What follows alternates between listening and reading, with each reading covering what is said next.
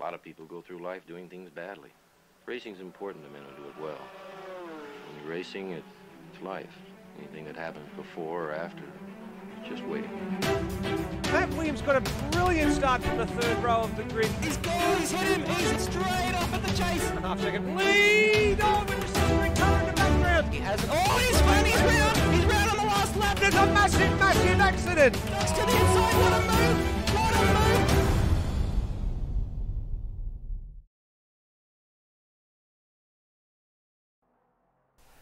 A very good evening to all of you watching around this great nation of ours, or indeed any other country around this big old globe that spins around the sun in the Milky Way galaxy. We're back. The AMS Oz GT3 series is back, or Endurance series rather, is back for 2019. It's been 97 days, would you believe, since we last went endurance racing, and it's time to go endurance racing again. And it's the Apex Rear Wing TV crew bringing you all the action, and tonight we are at the fantastic Circuit de Barcelona, Catalunya in Spain, and as usual it's Nether here from ARW TV, and welcoming in alongside the box for the entire season, it's Josh Bagsy Bags. G'day mate, good to be with you again.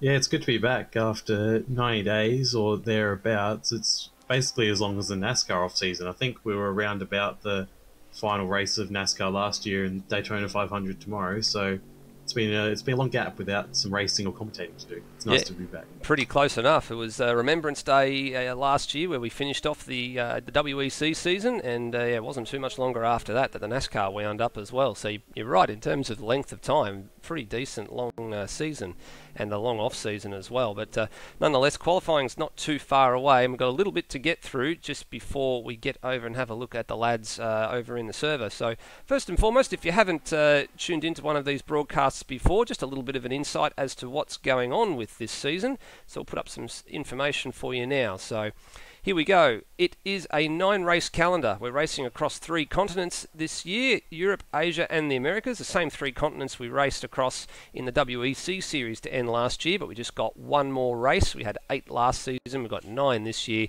and we've switched it around. So Europe first from Asia and the Americas. Last year it was the Americas first, followed by Europe, and we finished in Asia. We've ditched the WEC methodology, so instead of being the 2 class with the WEC LMP2 cars and the GT cars, we've simply just got GT, but they're split into GT Pro, which you'll notice in the drivers has Pro, and the GT Am has the green Pro Am. The point system, it's the same as in MotoGP. It's 1st to 15th in each class with 25 points for a win. Your points allocation is set down there as well, and the race distances, so all races are time certain plus 1 lap after the clock goes 0. So you'll see the clock in the top left hand corner during the night. When that goes 0 and the leader crosses the line, you've got 1 lap remaining. The race cars, drivers cannot change cars during the season. Last year we had a few drivers switch cars during the year. That is now locked. You cannot do that anymore. You've got 1 car and you've got it for the entire season, regardless of how much you hate it or loathe it or love it.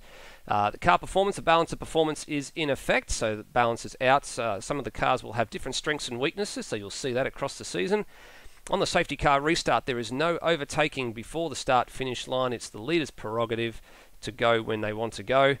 And as a little bit different from last year, the session times have all been brought forward half an hour. In actual fact, practice has gone from 90 minutes to 60 minutes on a Sunday, with qualifying now at 8:30 p.m. Eastern. It used to be 9 o'clock. Here is our calendar for you for this season. The calendar was locked in last year, but not the dates. The dates are there. Bagsy, this is a star-studded calendar if you were talking about star-studded calendars. There's some really, really good-looking events down there, especially the 2-hour events that are dotted 3rd, 6th and 9th in the championship. Yeah, it certainly is. And only 1 track returning, I believe, is Monza, if I'm correct. That is correct. That is correct. So a redemption round at Monza, and some of the other items on that calendar returning from seasons that we've done previously. So, for example, Road America and Suzuka we did back in the GT3 at the beginning of 2018, but they weren't in the last season, but they make a reappearance. But you're right, Monza is the only one to carry over from the WEC from last year. What race are you looking forward to most there? It's got to be Suzuka in Japan. It's one of my top 5, probably top 3 circuits in the world. But also, you've got to say that Road America, the finale for the season, will be interesting as well, because that's a track that's well suited for endurance racing. There's several spots where you're just absolutely flat out and you have to hold your nerve a bit, especially the kink. So it'll be nice to see the GT3 cars going through there, and hopefully a close championship battle still in the middle of June there when we finish up. Yeah, you hope so. I remember Lewis Wedding's last run at Road America, where he kind of fooled us all on the strategy play. We thought he was, with not taking tyres, it was a bit of a massive gamble, but it turned out to be a huge windfall for him. He won that race at Road America. So definitely a circuit to look out for. Well, we'll have a look at the list of drivers that are going to participate in this year's championship as qualifying is just getting underway. Now, this is the list of drivers as it stood when registrations opened. Not necessarily all the drivers will be here tonight, but hopefully most of them will. You can see there's quite a good mixture of cars too. So we've got 3 drivers in the Bentley. So good to see Phil Boak back for PBF Race Engineering, partnering Brenton Foley in opposite cars in that garage. Heath Dixon from ARW coming across. Ozrob, who finished 3rd in last year's WEC Championship, switches to BMW power with no WEC LMP2 cars this season. And the man at the bottom there, Andy Simpson, he is going to be a real threat in this year's GT. A very, very quick man. We'll get to him a bit later in the broadcast. To work through, there's a pair of Cadillacs, a pair of Ferraris there as well. Jaguar getting a run with Steve Burko signing up to take that helm of that car. Getting over the page as well, we've got a trio of Lamborghinis. So the Lamborghini Huracan getting a run too. Mercedes, as always, very, very popular. The returning Jamie Snow, hopefully we'll get to see him out on track at some point as well. Over the page, and there's a familiar name at the very top. Corey Ott hopefully will return at some point this year. We haven't seen him for a while, but we hope to see him. Cale Parkinson, a late change. He was scheduled to run the Nismo Nissan, but now looks like he'll be in the Audi as per what the document has been updated to. And then over the page, the final 2 cars, the Mercedes SLS in the hands of Matt Williams and Greg Nangle. Greg Nangle, the reigning champion from last season's WEC title, having ditched the LMP2, switches into a Mercedes. The race tonight, here we are. It's Circuit de Barcelona, Catalunya in Spain. It's not too far away from Barcelona. It's 25 kilometres north. It's a 4.6k track, 14 turns, 90 minutes. Reckon we'll get about 50 laps to 54 laps in a clockwise direction. And it's important to note, this is not the Formula 1 layout. This is the layout from 2003, 2004, before the chicane was put in between the final 2 turns. So we'll get to that a little bit more, but the calendar was originally designed around the LMP2 and GT requirement, but now we're back to just GT cars. We only got to the calendar will still stand as it is, so hence that is the layout we are running. Bagsy, this layout was the one close to the original layout for quite some time in the Formula 1 days. What do you think about this circuit? It's used for a lot of Formula 1 testing, and a lot of people, especially that are in the server right now, know it intricately and very, very well. Yeah, it's just these little bits and pieces that might throw people off just slightly. It's more, I think this is the MotoGP layout, essentially. They sort of cut off a little bit of the track for Formula 1 for runoff reasons, but MotoGP doesn't have those specific requirements, so we're running on essentially the MotoGP layout. Yeah, correct. So the MotoGP layout, it is. Only slight variation is down at the hairpin at turn 10. It is the longer form, which is a bit more of a sweeping hairpin rather than the sharp hairpin that we're used to seeing in Formula 1 and MotoGP as of late. We'll get to a bit more stats on that during the night, but qualifying's underway. We're already 5 minutes in. At the moment, it's Brennan Ross heading the field. That's a bit of a surprise, a 40.367. But we're really yet to see a time out of this man, Andy Simpson. He set time through 2 sectors in the Ferrari, the 488 GT3. You'll notice that Brock Harvey running the 458, and they look very, very similar, but just a little bit different. Looks like Andy didn't get his livery to us in time because it looks like something's missing from that car. It just looks like carbon fibre, but nonetheless, this man is very, very quick. And actual fact, having chatted to Lewis Wedding a bit earlier in the weekend, he seems to think that aside from Andy Simpson, that this GT3 World Challenge is going to be one of the most quickly and hotly contested championships in AMSL's recent memory. Well, just having a look at the times that we've got so far, from first down to sixth is covered by less than half a second, 4/10 of a second even.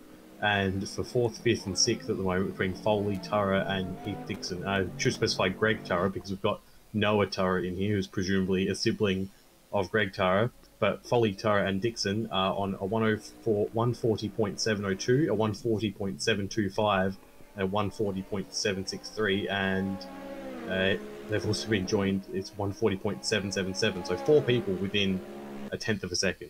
Yeah, it's going to be very, very, very tight in this qualifying session. But let's follow Andy Simpson around. So down to turn number 1, Elf corner, and now the flick left through turn 2. And now on to this big, long, steady state turn 3, Renault corner. So actually, in fact, he's backed out of that lap to let the faster Mercedes AMG through. But we'll follow him anyway, just to see where he ends up. It won't be a stellar lap, but at least to give you an idea of this circuit. Down to turn 4, Repsol corner.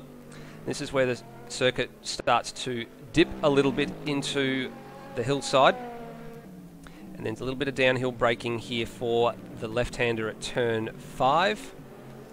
And down the hill through the kink at turn 6. And a reasonably moderate braking zone here for turn 7. Worth chicane, flick it left, flick it right, up over turn 8. Now up the hill and over the rise through turn 9. This very, very quick corner, very, very important because it leads onto quite a reasonable length straight, and you can use all the runoff, just as the cars in the background are doing there. Not so heavy braking for turn 10 as opposed to the shorter hairpin, which you can see to the left there as he goes around. And now through 11, braking for 12, very, very important to modulate the throttle and just stay with it and just pick up the throttle at precisely the right time. Now through these 2 right-hand sweepers, turn 13, and now the final turn, turn 14, a little bit downhill, and very important to modulate again the throttle and get the perfect run off that final corner and down to the line. This is not going to be a truly representative time for Simpson. In actual fact, it registered a track cut on that particular occasion, but he's got 6.5 minutes or just less than to find a lap time. Yeah, he's going to want to get a wriggle on at the moment because he's one of only 2 people to have not set a time, the other being Glenn Miles. So he'll be looking to...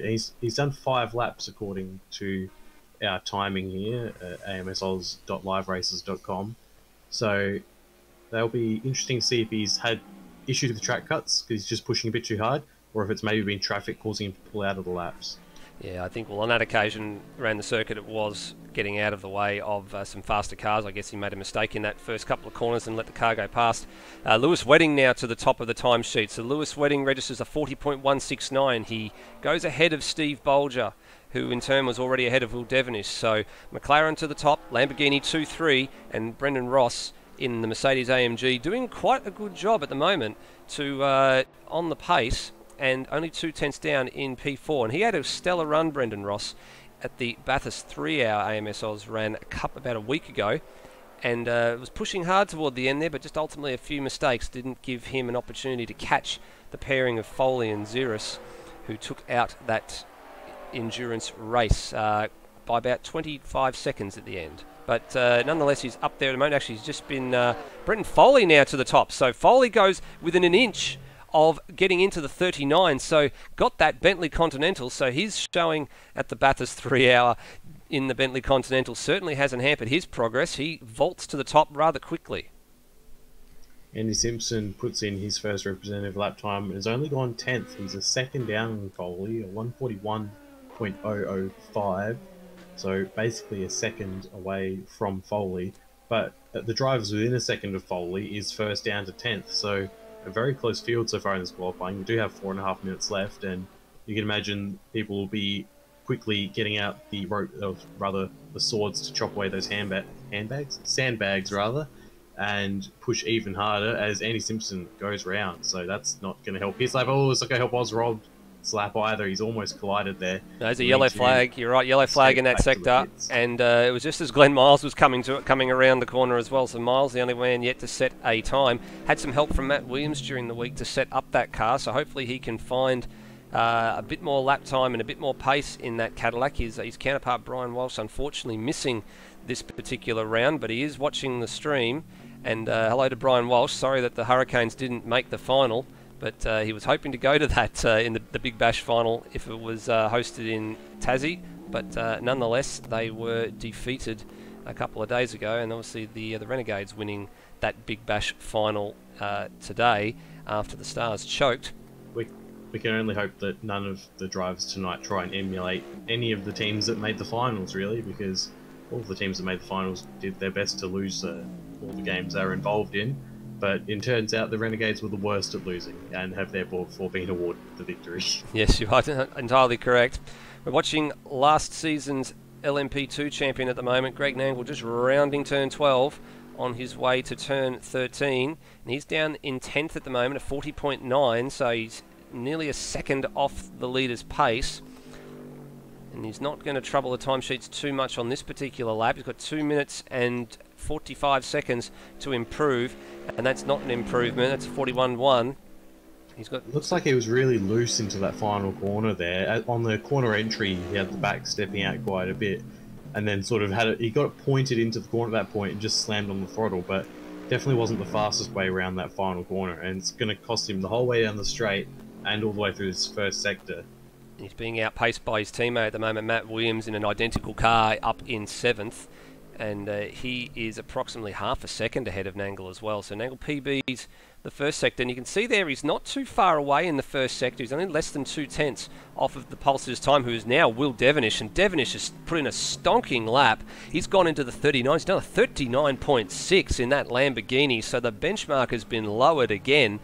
You can see that Nangle wasn't too far away from that time in the first sector, but this is where the Mercedes starts to struggle a little bit. Just on the change of direction up the hill, it's not as light on its feet as the Lamborghini is, but it certainly has the legs down the straights. But you need a good balanced car through all of it here. You can see Miles ahead with the lights on, and another car ahead of him with the lights on as well, I believe, is Will Devonish having another crack. You can see here Nangle is... It's Matt Williams, I believe. And Nangle's dropped another 2/10. But he's PB'd again, so it's this third sector where the Mercedes driver is struggling. And he's still on track for a top 3 at the moment, though.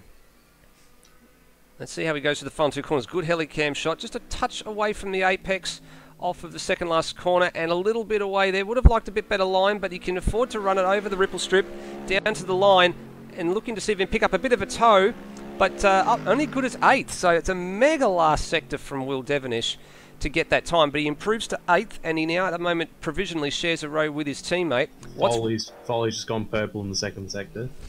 Foley purple in the second sector. We pick him up now. He's coming through turn 12. He's certainly looking the goods, so he was actually up on Devonish's time by 3/10 in that middle sector. Got that Bentley humming.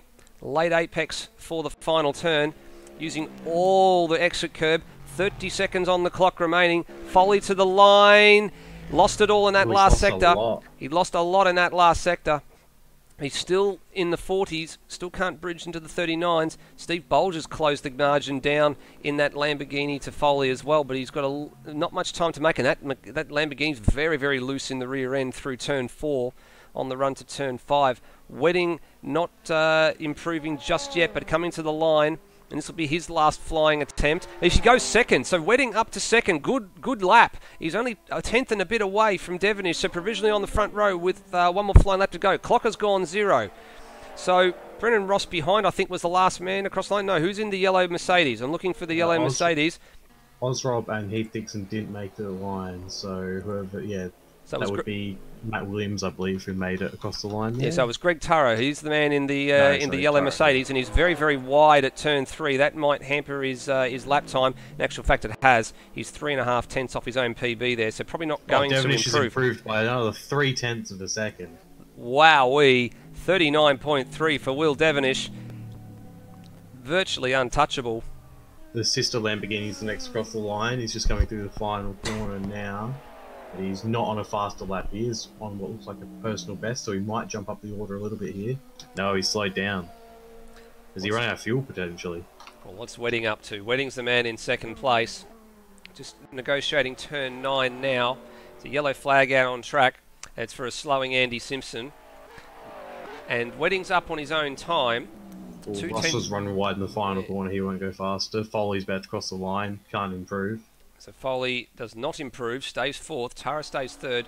Wedding, the only man that can really challenge Devonish, but he was already 2 and a bit tenths down in the second sector. Looks set to improve his own time, although he's a bit wide at the second to last corner. And using all the ripple strip and almost the grass on the final turn. Improves his PB, but can't touch the Lamborghini. He would have beat Will Devenish's time from before, but Will Devonish absolutely putting in his last lap a 139.319.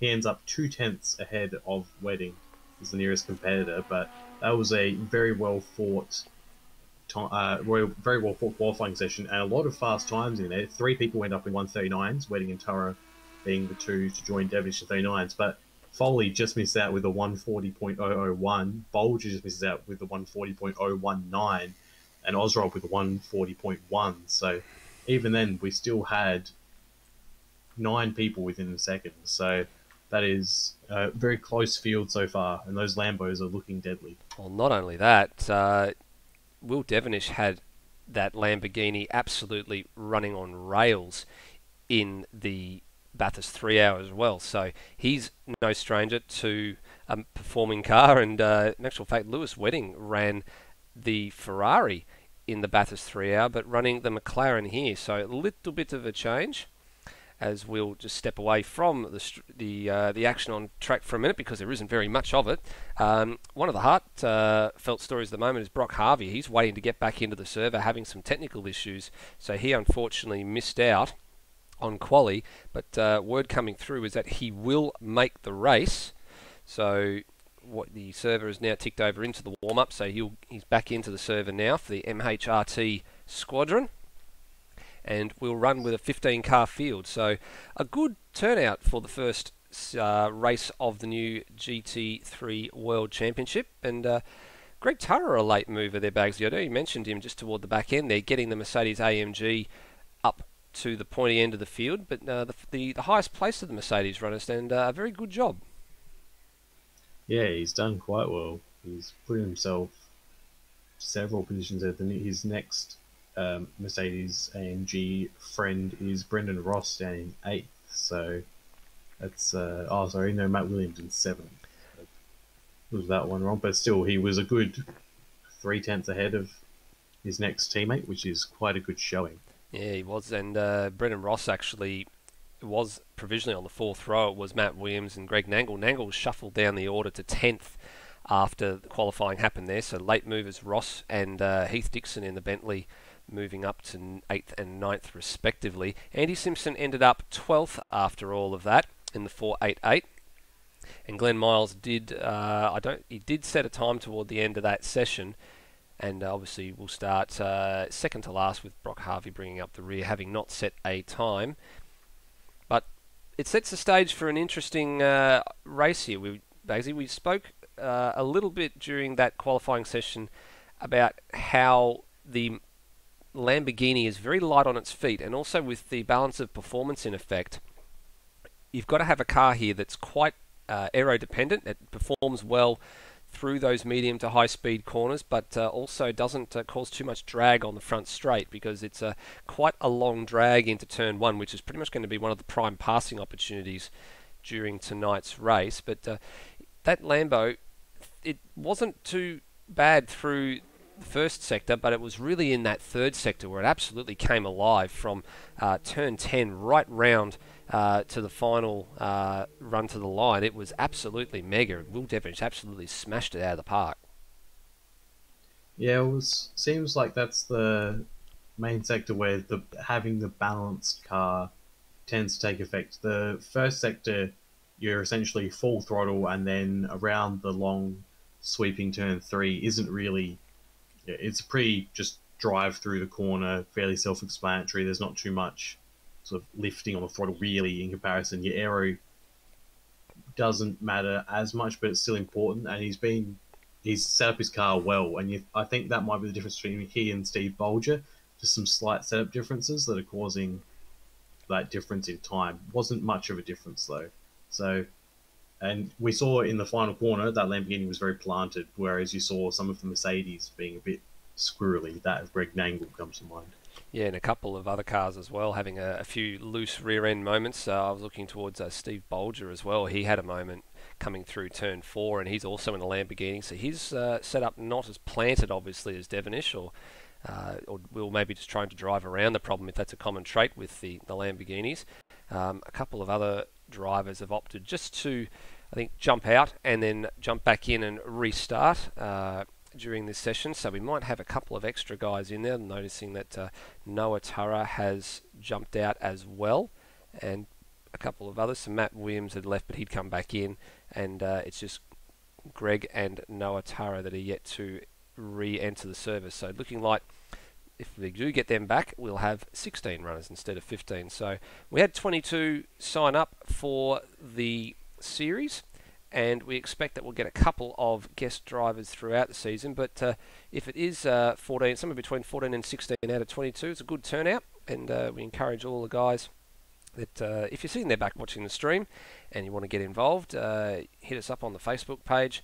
Also follow along with us at the live races timing, so amsols.liveraces.com, and you can have a look at not only the live standings, but also there's the history of all the test sessions and the practice sessions that have been up during the week. Also, championship results will be there as well after the race, and they update pretty regularly over the course of the season. So it's a long season. We've got a balance of 4 months to get through the 9 rounds. So just one race, going to be one race in by the end of the night out of 9, and we'll have a fairly good understanding of the pecking order and who's going to be the odds-on favourite. But speaking of odds-on favourite, Bagsy, would you care to give us a guess as to who you think might be the first man across the line after the 90 minutes is up, and maybe a surprise card in the pack to see who you think is going to deliver the biggest surprise? It's going to be difficult given it's a new season, new balance of performance, and people getting used to the new cars as well. It's hard to get past Will Devonish from that pole position. We know he's had some issues with consistency in the past, which might cause him to unceremoniously fly off the track. It's happened before. I'm hoping it doesn't happen again, because after this strong showing, it'd be nice to see him lead at lights to flag.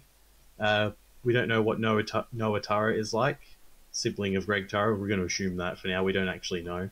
Yeah, we'll assume it. We might get a confirmation after the race. I think we haven't seen Noah before, but either a sibling or a child, but we'll find out. Exactly. Heath Dixon will be an interesting one from down there in 8th. If he can get that Bentley up to the front, that'll be nice. Brock Harvey coming through the back of the field. He's going to be starting from last place in 16th. So see how far he can scythe his way through the field. I expect him to make up 3 or 4 at least on the first lap, and then we'll see if he can either make strategy with safety cars and his fuel and tyres, get him into the mix potentially. And that's the thing, safety cars and strategy will be the big things that can shape this race, especially a late race safety car. We saw in the Bathurst 12 hour that there was a very long run with no safety cars, and then a safety car at the end really changed things up. So a safety car near the end here, even though it's not a 12-hour race, it's an hour and a half race, it's still going to cause a large spanner to be thrown into the works, especially if someone's leading by a large margin. Yeah, you're not wrong there. I think I kind of jinxed that race. I mean, you and I and a bunch of the other Apex rear wing guys all went to the Bathurst 12 hour, and I think it was about a third of the way into the day, I'd said to the guys, you know what would be great if we got a safety car with about a half an hour to go and we had a sprint finish. And guess what happened? We actually got a safety car with half an hour to go and we got a 20-minute sprint finish. So I kind of feel like I jinxed that, so I don't want to do it again tonight here. But you're absolutely right when it comes to safety car. It can have a huge impact, especially if someone spent all that time building up a massive lead or a good buffer, and then they end up losing it all because of the safety car. But it's also important to note that the safety car, when called, the pits will close, so you will not be able to pit when the safety car has been called, and you'll note that there's a red cross comes up on the just above the driver that we're looking at the time. You'll see on towards the bottom left of the screen next to the yellow flag, so that'll dictate that the pits are closed. And what Just tends having a look. Sorry, I'm seeing a couple of people, some wise people to say the least, Will Devenish and Mike Coulston, both practicing their pit entries, which is going to be very important because we did see a lot of speeding penalties in the last season, and that is something that you'll want to avoid because that is a drive-through penalty each time you do that.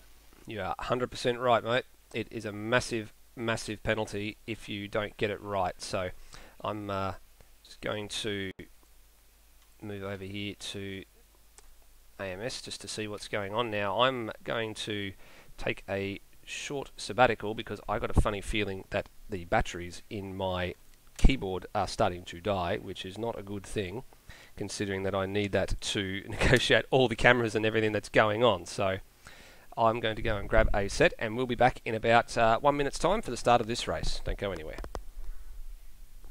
And as we say that, the server has decided to bail on itself for some particular weird reason. No, it's still working. For me, or for me anyway. So we're going to pause this for a moment, and we'll be back in a couple of minutes. Don't go anywhere.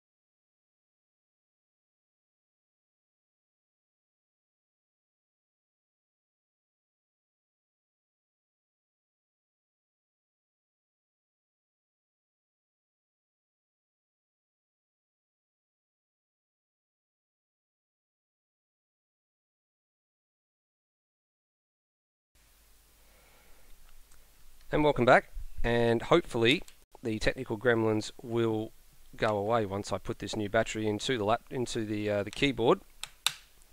And we'll soon find out. We've got 90 minutes of racing ahead of us.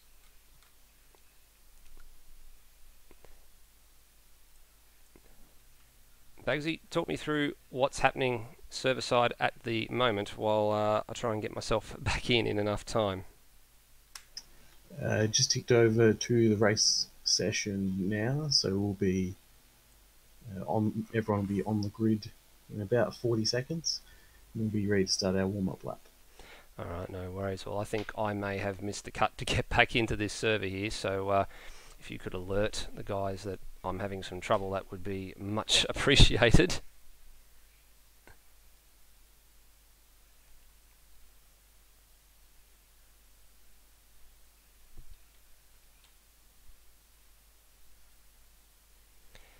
And in actual fact, my message just crashed, so this is really, really wonderful for the first broadcast of the season.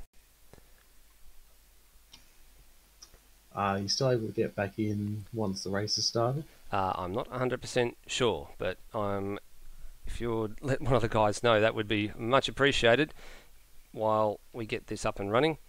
This is the first time that any of this has happened. You know, we normally go through all the checks and balances, and a lot of the guys tend to do this in the races as well. If they have technical dramas, they'll jump out, they'll get the tech dramas resolved, they'll jump back in. But for some weird reason or another, we can't predict when batteries will fail. Warm up restart. Thank you to Mr. Harvey. So Mr. Harvey just relaying to server side that there was a little bit of an issue. That'll allow us to jump back in and pick up the broadcast. So a muchas gracias for I think it's Matt Williams, who is the server host.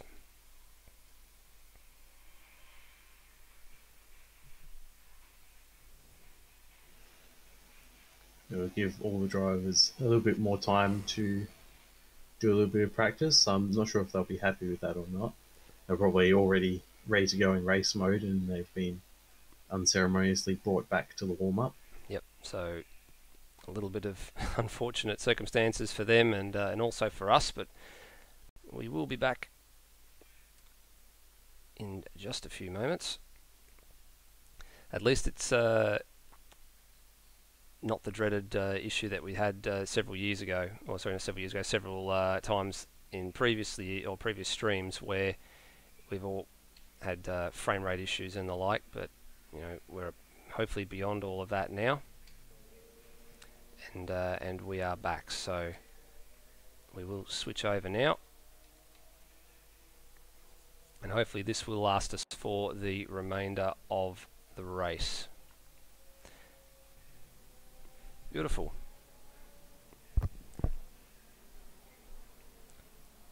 So a couple of cars just coming out for another run around the track, with warm-up having been extended to accommodate for us at the moment, which is great. We've actually got another addition who has joined the service, so this is Aussie. I think we haven't seen Aussie for quite some time in AMS Oz races, and he's picked up the guest car, which if we can locate it on track, he's not on track at the moment, he's actually in the garage as the server ticks over to race mode.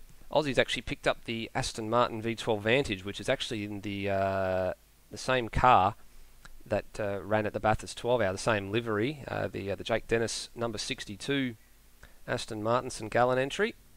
And he will, that is a guest car in the series, and he will campaign that car tonight, but he'll be somewhat of an unknown. We won't know what pace he has until he's set a few laps. There he is, you can see it right at the back. The Pirelli sign will pick it up. He's there he is. Right, starting just ahead of Brock Harvey, who flashing the lights as per usual. But we're looking at you from the rear, Brock, so we can't see that nice front on that Ferrari. But we'll see it later during the race.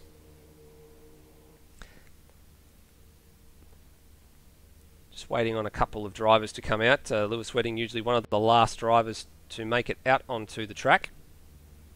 Really likes to get it down to the wire there. He certainly does. Well, we're away on the formation lap, and a little bit different here. Some race series end up with the formation lap counting as part of the time. We don't count it as part of time. It is just a formation lap, and I somehow get the impression that Apex rear wing car out in front is not meant to be there. I think it's meant to be a safety car, but for some reason it says Apex rear wing, so maybe something going on with the files on my computer, but nonetheless we'll look over that. Starting grid, Will Devonish, what a mega lap in qualifying he had. He starts on the pole alongside another fast man, Lewis Wedding for Loose Sim Sport in that green and black McLaren. Behind them, Greg Tara, the late mover, in the yellow GTA's car there for Lone Wolf and Cubs Racing. Brenton Foley moving the Bentley Continental, carrying over his good form from the 3 hour. He's up into fourth, the PVF Race Engineering. Steve Bolger, the second of the Lamborghinis. The red one there in fifth place. Ozrob finished third in last year's WEC Championship. The Sandgroper, the man from WA, in the 555 BMW. Matt Williams and we on row number 4 from 7th place, sharing alongside Brennan Ross, also under the FCR stable. Heath Dixon, the second of the Bentleys, is 9th, and Greg Nangle shuffled down the order late to 10th place. Bagsy, let's have a look from 11th back. Yeah, Phil Boak in the PBF Race Engineering car is in 11th. In 12th, we've got Andy Simpson, who apparently has a DDS issue, which is what causes his livery to be the way it is. So, unfortunate for him. Hopefully we'll get a proper livery for him soon. Mike Coulston in 13th, just ahead of Noah Turra, who I believe is making his debut. Glenn Miles, 15th, in what... I'm disappointed that Cadillacs have made their reappearance. My disdain for the look of that car is well known, but nonetheless, we do have two of them, and Glenn Miles is in one of them in 15th. Aussie has missed the start, and so will start from pit lane in 16th. Yep. He'll be a whole sector behind when the race starts, and Brock Harvey, who didn't qualify will be at the back. Oh, Glenn Miles has crashed into Mike Coulston. Oh, he's had a massive whack there, and that's actually Brock Harvey. So what on earth has Brock Harvey's been given a penalty. He's right. It's Coulston. It is Coulston. So let's have a look and see what on earth happened here. So this is high drama at the beginning of this race, and it was at the start, and Miles just went way too early. Wowee, that is a major issue there.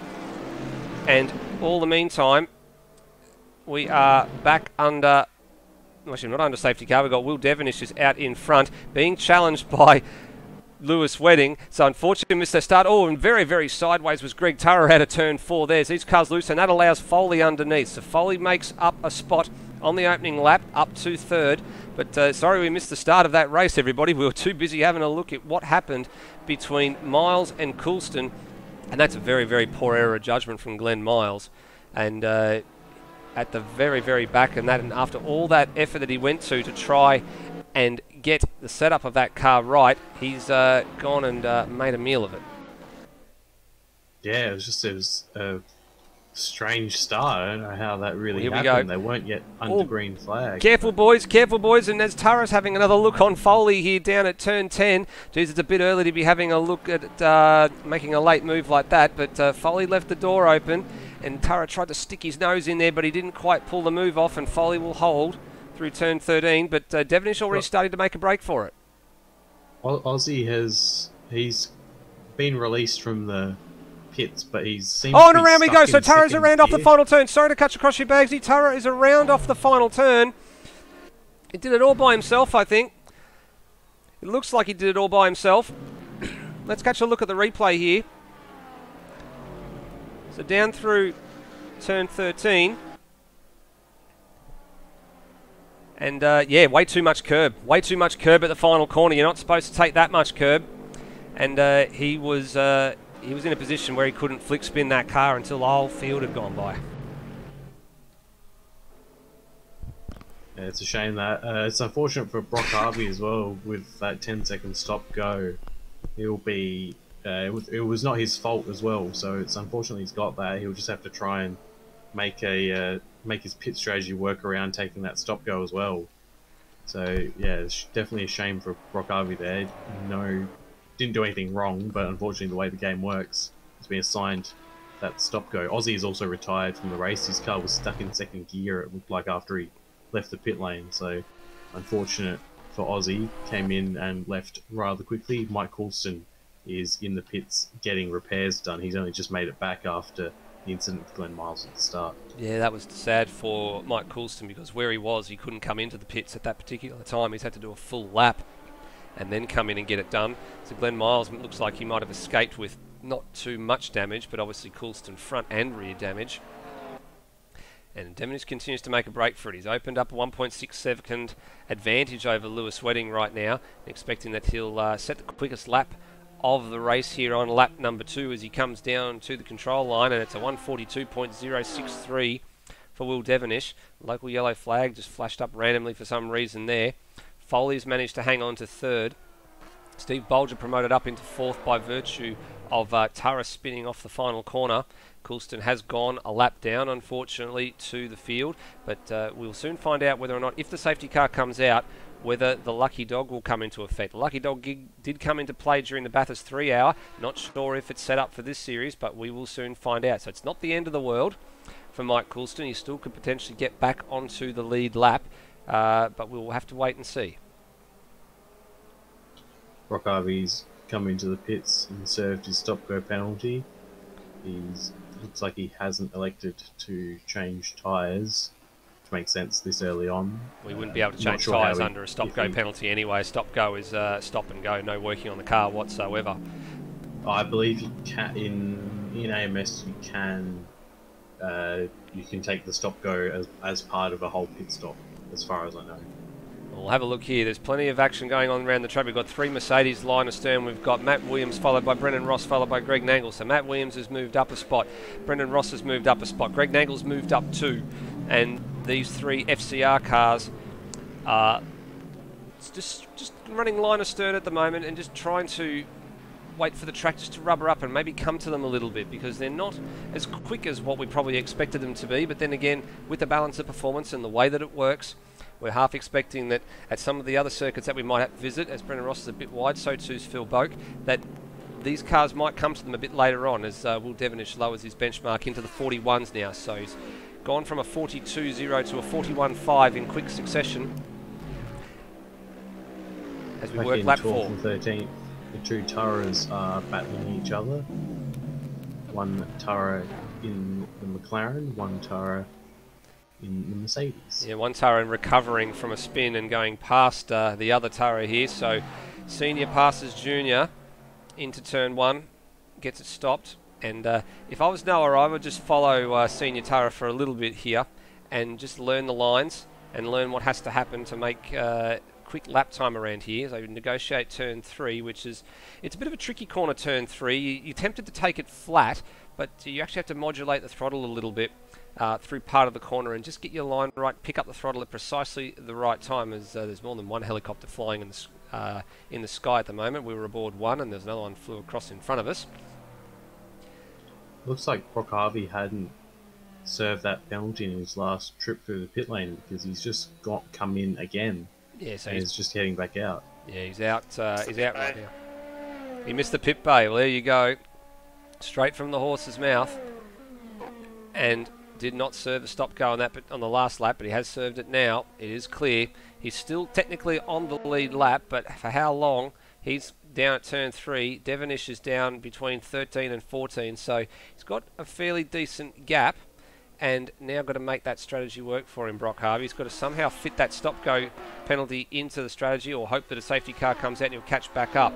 Wedding now dives under the lap time set by Devonish and sets a new fastest lap, 41.4, and the gap now down to a second. So Will Dev not having it all his own way at the moment, and maybe that McLaren just starting to come on a little bit. Those two are breaking away. Foley on his own in third, and then back down the pack. If we start to take a look through, those Mercedes cars are still running line astern. Williams has just kicked away a little bit, and now Brendan Ross comes under some pressure still from Greg Nangle, and then Heath Dixon. He's in a battle at the moment with Andy Simpson. Simpson's got underneath him here.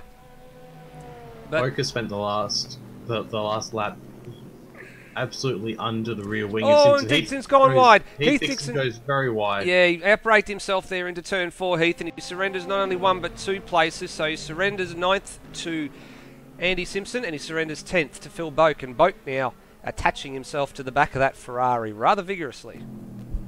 Yeah, Simpson got past him in an opportunistic move earlier, but Boak really has more pace. Oh, they touched. A bit of bodywork. Yeah, a little bit of bodywork goes flying. I think that was from the rear end of Andy Simpson's car, because it looks like the front part of that PBF Bentley Continental is still intact, but it looks like it's okay.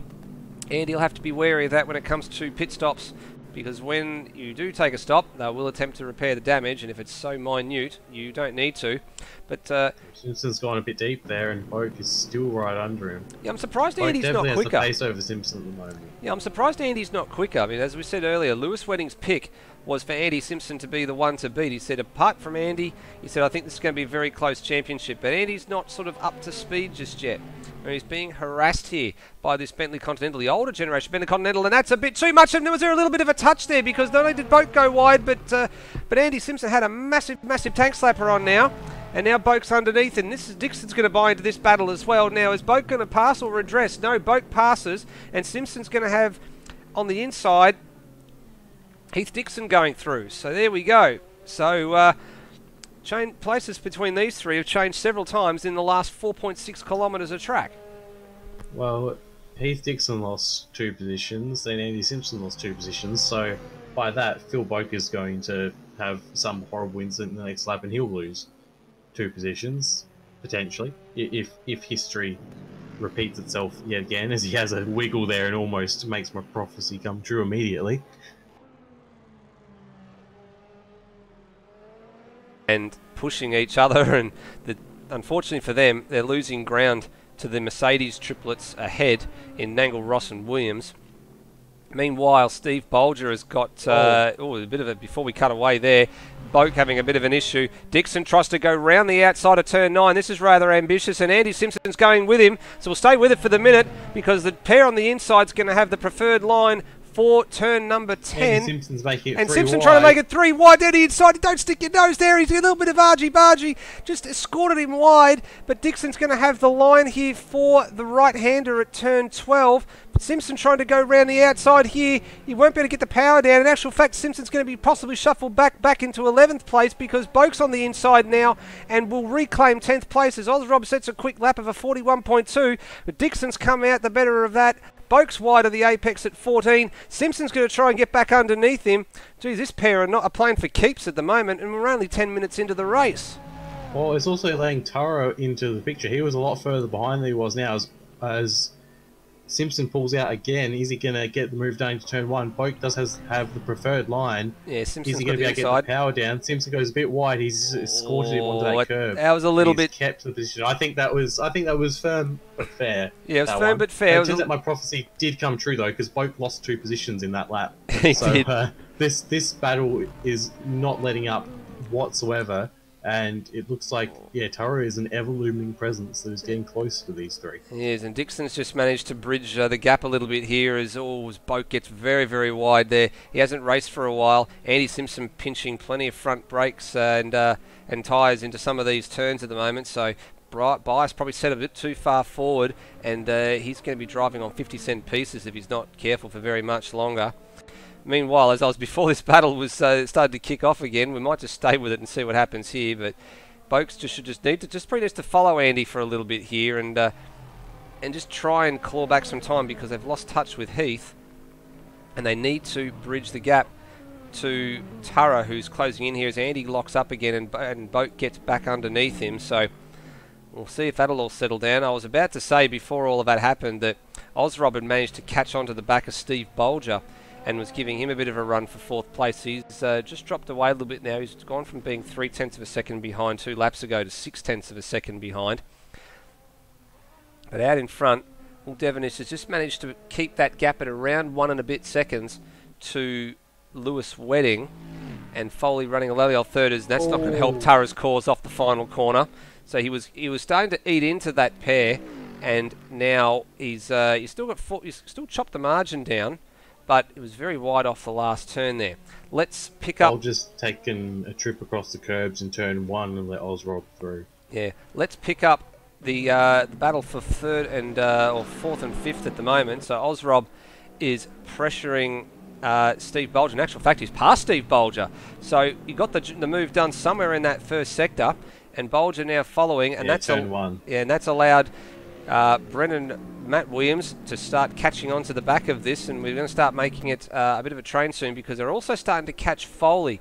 Foley started to lose touch with Wedding, hasn't been able to go with him, and you can see here it's starting to get a little bit congested on this run between turns 9 and 10 as Ozrob slowly but surely beginning to reel in the big Bentley belonging to Brenton Foley. In actual fact, Steve Bolger having to go a little bit defensive there from Matt Williams, who's applying the blowtorch to the back of that red Lamborghini as well. Oh, very, very close. Bolger's having some handling issues. His car seems to have gotten a lot looser in the last couple of laps, and he's not quite able to get the power down. He took a bit of grass there as well. That's why he went deep into turn 1, and now he's very much under pressure from Matt Williams. I won't be surprised if Matt sends one down the inside in the first corner, seeing what happened last lap to Bolger. Yeah, closing. Bolger took a bit of grass, and here goes Williams, and he's going to have overlap down into turn number 1. So this is a textbook passing manoeuvre here. If Williams can get the job done, gets it done, but he needs to allow space because Bolger fights back, and he has the inside for turn 2. Oh, and a little bit of a touch, a little bit of the front aero bits have gone flying from Matt Williams' car, so hopefully won't have too much of an impact here. But now Brennan Ross is buying into this little battle as well, and ahead it's allowed Ozrob a bit of breathing space, but Steve Bolger is becoming a little bit of a red and white roadblock for the Mercedes cars at the moment, and as you said, he's having a few handling dramas, kicked up a little bit of grass, and having a look to the inside there is Matt Williams, and Steve Bolger just leaving the door ajar at a few corners here, so just missing the apex, and Williams now has a look down the inside of turn 7, just escorts a bit wide there, gets the position, job done, And now Bolger has to hang on to Brendan Ross, who's trying to go round the outside of turn number 9. And we've seen this happen before. And Brendan Ross has really good drive and has managed to make it stick. And he's going to have the preferred line now for turn number 10. And can Nangle go with them here? No. Bolger somehow goes a little bit deeper, hangs on.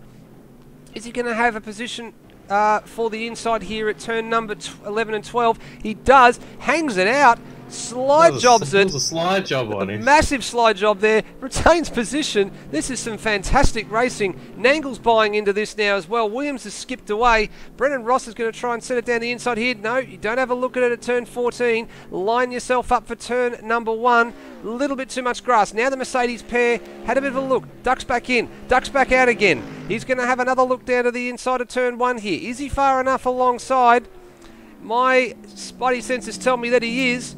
And he's actually quite well clear here. In actual fact, Nangle's trying to buy in, gives a little bit of a touch on the rear of Bolger there. So Bolger's slowly going backwards. Brendan Ross manages to make it stick. Now right behind him, it's now a red and white roadblock for last year's WEC LMP2 Series champion in Greg Nangle. But you've got to get the feeling it's only a matter of time.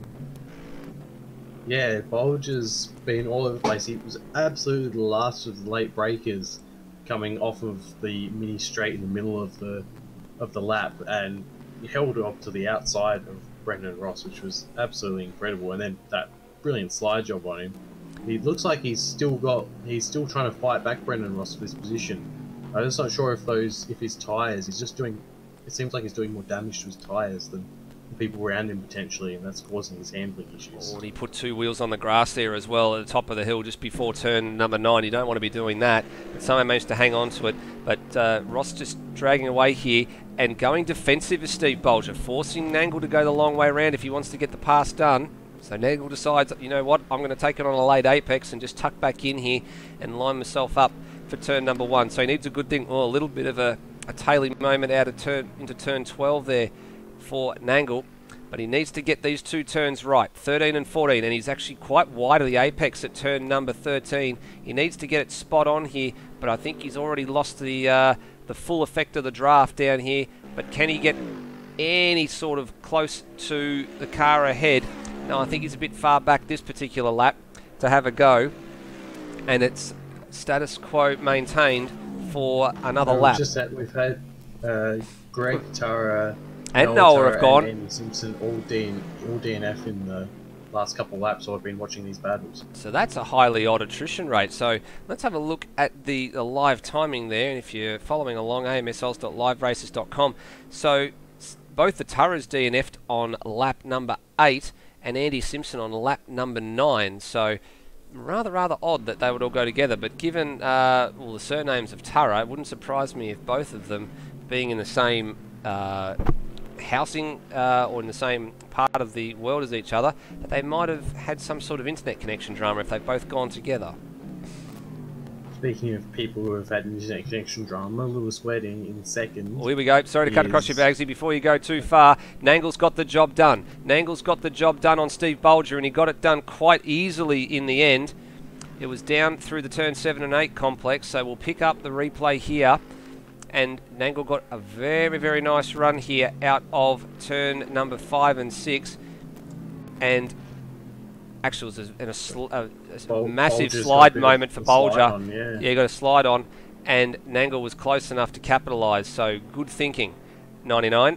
And through goes Greg Nangle into 7th place. Ozrob is pit, so Ozrob is the first one to blink. Wow. So, and actually Glenn Miles is in as well. So, and they're pitting line astern. And this is interesting from a strategy point of view. Ozrob doesn't look to me like he's changing tyres. No, he hasn't. He's actually just taken some fuel, I think, and is going to come. Yeah, no, now he's taking the tyres. So they're sharing a pit boom. So that's one thing that we can't see.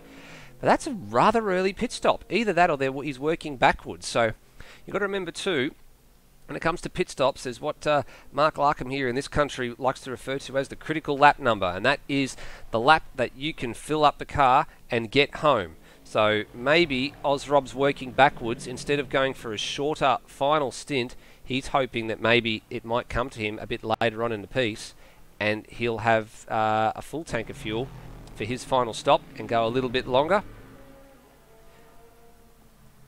Yeah, also something to note is that these cars have different fuel tank sizes, so they can go different lengths of time based on that. They can. The fuel burn and the tyre wear rate set at ×2 for this race. Oh, and that's who's that? That's Heath Dixon. Dixon's gone very, very wide. He's done it all on his own, and he's doing pirouettes in the grass between 8 and 9, and that did not look rather good. I think he might have just overcommitted himself into the turn 7-8 complex. So here we are, we'll pick it up, and he's done it all by himself, and actually just picked up the throttle a little bit too aggressively, but he's kept it out of the wall, most importantly. So he does surrender a position to Phil Boak in the Bentley, but he will get back on track and in 9th place. Boak will be happy because he's been closing on Heath very steadily for the last 4 or 5 laps, and to see him just pirouette off in the distance will be music to his ears because he's not going to get held up at all. He certainly is not, and he's got clear track at the moment, Phil Boak. Brendan Ross has had a big moment in turn 2. Yeah, so here he is now and going through turn 3, and that's put... Who's that behind him? It's put Greg Nangle behind him within touching distance, as Brendan Ross is some 0.3 of a second ahead of Nangle now. And this Mercedes pair, so the front one running the AMG, the one behind running the SLS. So you can just tell the difference in the front grills, and obviously the difference in the rear taillights as well. The 3 Mercedes are running 4th, 5th and 6th at the moment, so all line astern on the track. It'll be interesting to see how they play their pit stop strategies, if they try and do it as a team or not. I'm not sure if they will do it as a team or not, but they'll certainly be trying to coordinate who stops and when they stop. Meanwhile, out in front, Will Devonish is maintaining a 1.3 second gap over Lewis Wedding. It was down as low as 0.6 of a second about 5 minutes ago, but either a mistake from Wedding behind or a good lap from Devonish has just eked that margin out again, but he can't seem to break away very much further. And as they come to the line now, that gap is less than a second, I would imagine, or very close to it. Yeah, just a touch over a second as Wedding sets the fastest lap of the race for 41.117. So honing in on the back of Devonish. I'm wondering whether or not he's making any of those little teensy-weensy, itsy-bitsy mistakes that you were alluding to earlier in the broadcast, Bagsy, that just means that he can't seem to find a way to break away or maintain consistent pace, whereas Lewis is the epitome of consistency. Yeah, he sort of kills you with just 1,000 little cuts, does Lewis. He's got that consistency that just means he's always there, he's always in your mirror. As further down the field, it looks like Nangle's got the inside of Ross. Yeah, he certainly has. Let's have a bit of a look. Side by side. And he'll have the inside for turn 4, so... Great job, Nangle. Well, I was about to say I was looking forward for another slide job, but it didn't eventuate. But yeah, it looks like he got it done. Actually, Brendan Ross, you can see here just on this replay, he was a little bit loose through the turn 1 and 2 complex. In actual fact, took a wider approach to turn 3, and Nangle quite easily up the inside here, and just modulated the throttle beautifully to keep the car straight and on point all the way down to turn number 4. So 2 laps ago was when we had the pit stop of Ozrov. He came back out in 10th. He's a fair way away from anyone else at the moment. Yeah, he's all on his own. So here he is. Decent lap times though. So it was a 42. He's not doing 42.0 last time around. His best lap's a 41.2, which was earlier in the race. Obviously, probably had a bit of draft assistance as well when he set that lap, but not doing too bad. So I think a lot of people will be looking at his lap times here out of the pit stop, and this is really a good barometer because Glenn Miles has been in as well, but they'll all be comparing lap times. And you can see here he's actually catching Heath Dixon in terms of lap pace quite quickly. You can see the gap on the screen there is 51.1 to Dixon. Let's see what happens when he gets to the second sector split, because they'll be looking at this now going, what do we do? Do we pull ourselves in? Do we try and put ourselves around Ozrob? The good thing for Ozrob is he's come out, been able to clear Glenn Miles relatively quickly. In actual fact, Miles is a lap down, but he's come out in clean air, so he can afford to just run his own race. He's got nobody around him that he needs to bother about competing with. He just needs to make lap time. In actual fact, he pulls another 4.5, 5 tenths off of Dixon down at the second sector split. So this is now getting, I wouldn't say cause for concern, but it's now starting to probably prick up the ears of all the strategists on the pit wall for all the leading cars as to what they do and how they combat this strategy. Do they stay with what they're going to do, or do they start to change it up? Yeah, it'll be interesting to see, especially since Osrob had the fastest lap until Lewis Wedding got one a couple of laps ago. So the fact that he's going and he's about to cross the line now. 41.4, so that's only 2 tenths of a second off his best. That's very, very good. That's a very good lap considering he will have a basically full tank of fuel there. He did lose out a fair bit of time at the entrance to the pits though, because Glenn Miles was sharing the pit boom with him and he had to wait. So that's going to be unfortunate for him. And he's basically trying to make up that time at the moment. But definitely can't discount him at this point. While he was a little way behind our front runners of Devonish and Wedding, he was certainly not out of it by any means. No. Well, speaking of Devonish and Wedding, they're still glued together, separated by less than a second. And Bolger's in the pits. And Bolger in. Okay, so here we go. So there's a little bit of strategy starting to play out now. But in terms of where Osrob is relative to the rest of the field, he's the last man on the lead lap. And in actual fact, he only had the length of the front, the full length of the front straight over Devonish, so he was down at turn 1 while Devonish and Wedding were coming off of the final corner. So still got some margin. We believe that these two are going to stop well and truly before they even catch Osrob. But they'll be thinking about what they're going to have to do. In actual fact, Osrob's lapping slightly quicker than them at the moment, so he will hold his own for quite a while as Devonish just ekes out another couple of a tenth or two on Wedding. But these two glued together. And I get the impression that Lewis has maybe just got a little something in reserve at the moment. He doesn't need to burn it right now, but if these two are glued together when it comes to the last 20 minutes of this race, look out. So, on his way in, I just noticed in Bolger's pit stop, his bonnet was lying next to his car. As he's come into the pit stall, he slid a bit too far, got a bit too close to the wall, and actually clouted one of the walls in the pit lane. So that's why he has a bonnet missing. Well, not only that, he would have had damage to repair as well. So he's now 10th on the road, and I believe, actually, where is he on the road at the moment? So he's actually just come out of the pits as well. So he's still on the lead lap. He's come out behind Osrob by about 4 seconds. Yeah, so Osrob's managed to jump him in the stops as well. Well, Osrob was already ahead of him though, so I think Osrob was still had more time cost to him than Bolger did for his incident. Yeah, because Osrob was a bit further ahead of him. Oh, Wedding's getting very close. Sorry to cut you there, Bagsy. Wedding got very, very close to Devonish. Devonish left the door slightly ajar at turn number 4, and Wedding tried to stick his nose in there, thinking that Devonish was going to hold a different line, but nothing came of it. But that gap is now down to 4 tenths of a second. Maybe these guys might be preparing for some stops shortly. Well, it looks like Wedding isn't, but it looks like Devonish may very well be. We'll stay with it just to see what happens, but let's see. If one of these guys comes in, the other surely will turn up the wick as we're ticking down to just on the hour mark to go, so a half hour gone. And Nangle actually setting a purple first sector on this particular lap as well. So really, really good lap time possibly coming up for the Mercedes driver. As Devonish is taking a little bit of a different line there, contrasting lines, whereas Wedding's a bit tighter. Devonish prefers to stay a bit wider through turn 12.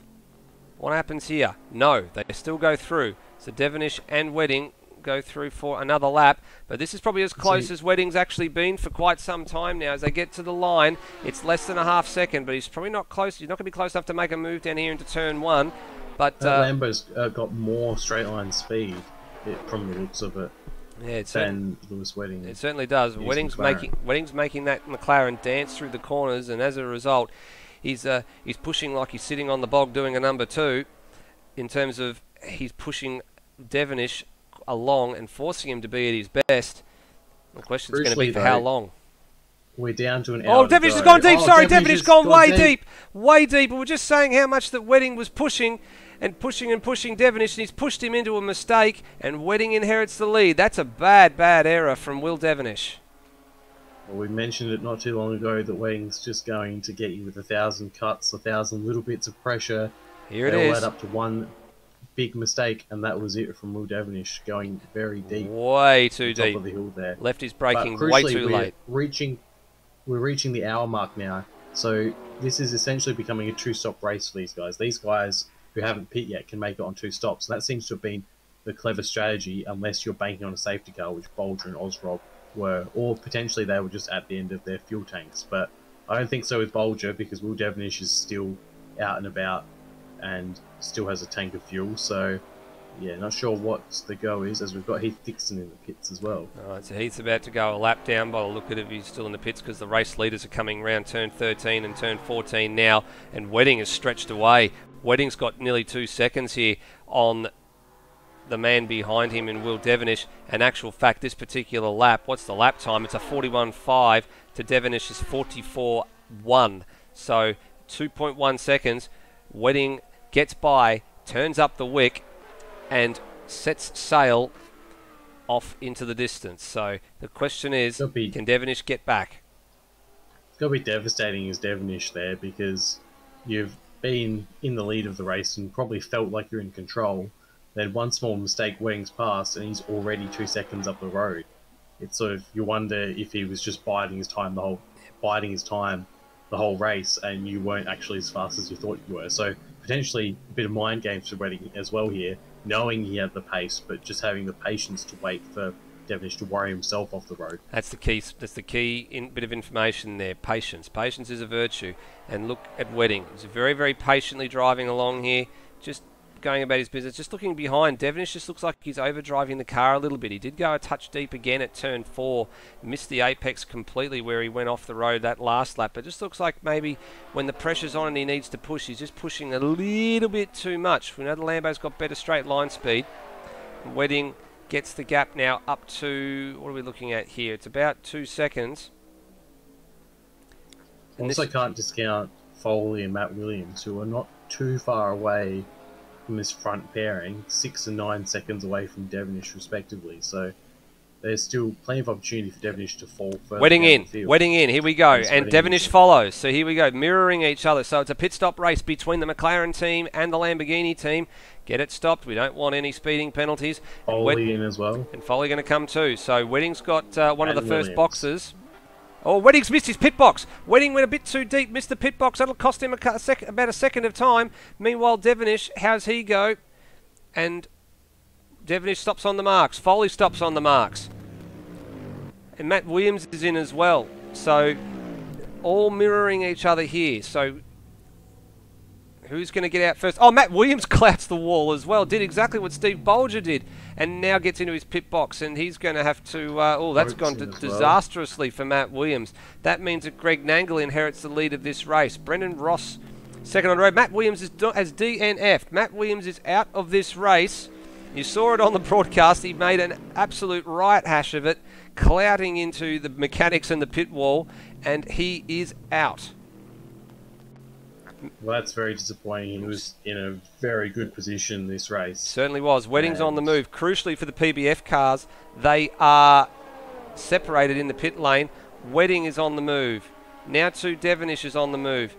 Foley is on the move, and then that leaves Boak as the only other man in the pit lane, and he'll be on the move shortly. Here comes Ozrob. So he's rounding the last corner now, and oh, geez, very, very nearly off the road. And he'll get past Boak, but he won't get past Foley, who Foley's already back on the road. So Ozrob back to where he started in P6. He's been turning some good laps. And a little bit... Oh, he managed to pull it up all right, though. A little bit touch deep at turn number 1. Managed to pull it up. So meanwhile, out in front, it is FCR Motorsport Team Scrouse, Mercedes SLS of Greg Nangle, and in he comes. And behind him, Brendan Ross as well. So one SLS is in, one AMG is in. And you don't have to stop there. The pit stop line is there. So they stopped a little bit early, but that's not too bad in terms of making sure that they've actually got on the pit limiter. Brennan Ross lucky to get one of the first garages there, and Greg Nangle too. So where's our race leaders? Or the net race leaders, I should say. Wedding is behind Brock Harvey at the moment. Harvey just runs it deep sensibly. Lets Wedding by. And Devonish right behind. Actually, I think that may have been Mike Coulston actually letting them through. Sorry, Brock, I do apologise. It was Mike Coulston. Wedding rounding the final couple of corners now, and will retake the lead quite comfortably. Let's have a look at Wedding's lap time since he's come out of the pit stops. Let's see what he's up to. That was a 49.9 for an out lap, so not too bad. Devonish with a 2-minute 40.297, but I think that's got something to do with the fact that Wedding's pit box is on the other side of the start-finish line. Right. Now Osrop gets out ahead of the Nangle and Ross duo. He does. So he's moved up to back up to 4th place. So that's worked out all right for Osrob, and also now pitting on a different strategy means that he's still free to run his own race. He's still got some good air, but he's only 5.5 seconds back of Foley now. So this is looking not too bad. He's going to have to pit twice more because he had his pit very early. He pit on lap 13, and that was not quite at the hour and 10 minute to go mark. So I don't. He might be able to make it on one more stop, but I'm slightly doubtful. Yeah, he's banking on that safety car that hasn't come yet. So, I mean, if he gets a safety car, it'll be right up his alley because then he'll be almost virtually on the same sort of strategy as per the guys that are out in front. But so far, it hasn't eventuated. And he's now got visual sight of Foley, and also behind him, he's got visual sight of Greg Nangle as well. So Bolger's come back in for some reason. I'm not sure what for, but that's only 5 laps since his last pit stop. Yeah, so he must have had something going on there. Still got those handling dramas, and as Wedding sets a 40.797, so lowering the benchmark and now just rubbing some salt into the wound as Lewis Wedding in terms of being the man at the head of the field, because ever since he's gotten past Devonish, he's just continued to eke that gap out. He's got it out to 2.6 seconds, so that's the biggest gap, believe it or not, of this race, being 37 and odd minutes into it. And it's hard to believe. He was a bit wide there at turn 4 as well, so he's about to hand some advantage back there, so just a little bit of a brake lock, and has had to get out of it and modulate the throttle around the outside of turn number 4. So that'll give a little bit of time back to Will Devonish as they're approaching Brock Harvey to put the Ferrari driver a lap down. Brock sadly not having much luck. He had some technical gremlins which stopped him from taking part in qualifying. Not much practice to boot either. So just circulating to pick up some points for this particular class, keeping in mind that the points for each class pay down to 15th. So there will always be points on offer as long as you finish the race, given we have a mixture of Pro-Am and or GT-Am and Pro or GT Pro drivers in the field. And where's Brock going to let him pass? So Brock just runs it wide sensibly there. There's plenty of runoff at turn number 13, or Lewis had maybe a bit of a moment there. And I expect that in the next couple of corners, Devonish will do the same. But Wedding to the inside here, 41.8 that time around. Devonish now goes 40.749, and flashing the lights at Brock just to let him know, hey, I'm coming past. Brock sensibly does the right thing, but an exchange of fastest laps there between Wedding and Devonish. Yeah, and Devonish currently just pipping Lewis Wedding's fastest lap, but more crucially, a second faster than Wedding on that lap, but that lap did include Wedding being behind Brock Harvey. No, certainly not. Keeping an eye on the 8th place man at the moment, Heath Dixon. He set a very, very quick Sector 1, but couldn't go on with the job down now, coming through the last couple of corners. He is the second to last man on the lead lap. Steve Bolger in 9th is the last man on the lead lap at the moment. But only for Heath as well. More than 20 seconds each side of him to track. Let's having a look down the field. Things have settled down quite a bit now. The only real battle out on track at the moment is the leaders, Devonish and pursuing Wedding. Ozrob and Foley are still within touching distance of each other. The gap has come down to 4.4 seconds. It was 5.4 a couple of minutes ago. So Nangle is closing in on Ozrob at the same time as well. So these three could all zip her up quite nicely. So. Yeah, he certainly is. So as we said before, he's Ozrob's got visual sight of Foley, but he's also got sight behind of Nangle, who's slowly but surely just taking little bits of time off of Ozrob. And Brennan Ross just starting to lose touch. Devonish has had an issue. Devonish might have disconnected. Well, I think you're potentially right there, because he's wherever he's gone off, it looks like it's somewhere around the turn 13 complex. As you can see in the shot there, that's the RACC chicane that normally takes place in the Formula 1, and he is gone. So, heartbreak for Devonish. Looks like a disconnect there for Devonish. I think you're probably right. So, heartbreak for Devonish, surrendering the lead turns into utter disaster.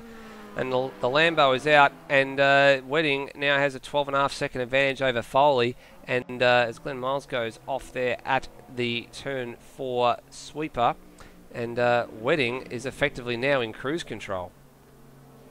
Well, Wedding's probably thinking, at least it's not me for a change, because he's had his fair share of technical gremlins and disconnects causing him to drop out of the race. So for a change, it's affecting his competitor and not himself.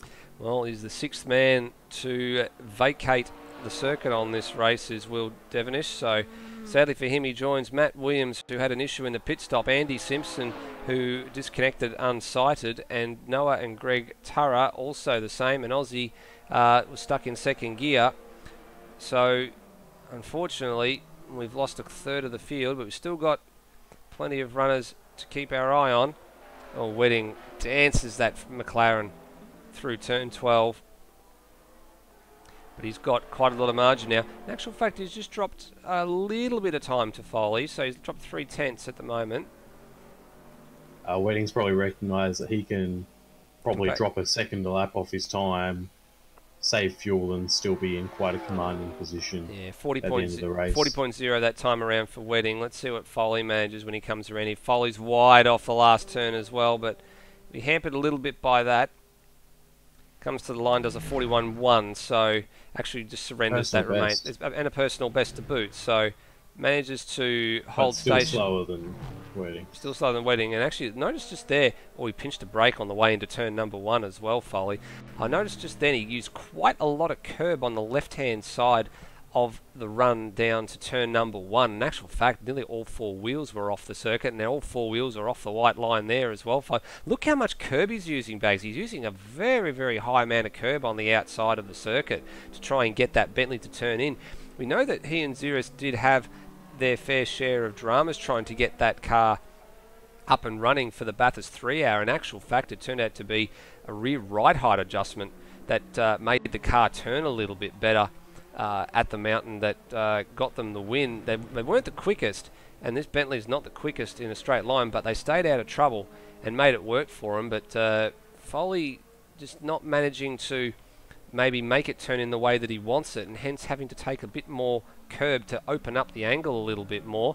And Ozrob still can't quite bridge the gap behind to him, but Nangle is still closing and just still taking little bits away from Ozrob at the moment. Yeah, well, on regards to Foley, they don't call it the Boatley for nothing. It does handle like a boat because it is the size of a boat. And on top of that, when you look at how low these drivers sit inside the Bentley as well, you'd be mistaken for thinking it's a low rider or that he'd be out touring Chapel Street on a Saturday night with the doof doof music going. You're sitting that low in the car, but no, it is a Bentley, and it wouldn't be seen probably for dead in Chapel Street.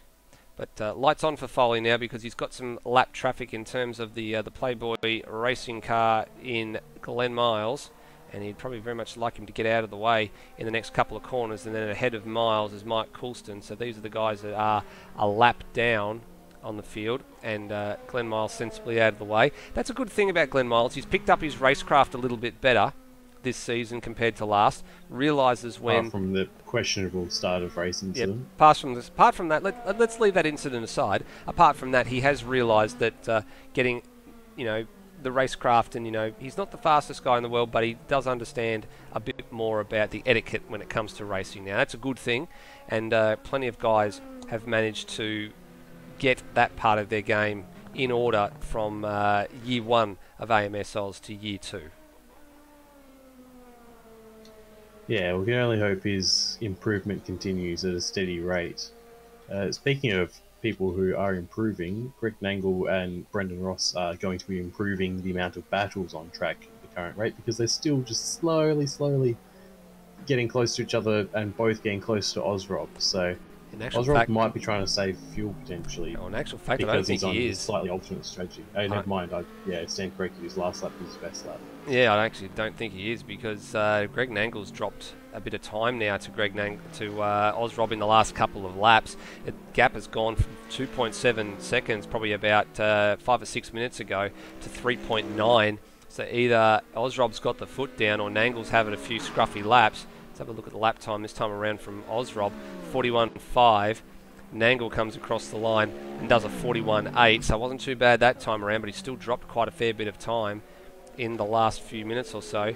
Brendan Ross doing his best to hang on to the back of Nangle here and just follow his teammate around for a bit, but so far, local yellow, and that's for Glenn Miles just around at turn number 2, thankfully off the racing line, rejoined safely, good job. And we're now at half distance, so we've just gone past the half distance mark.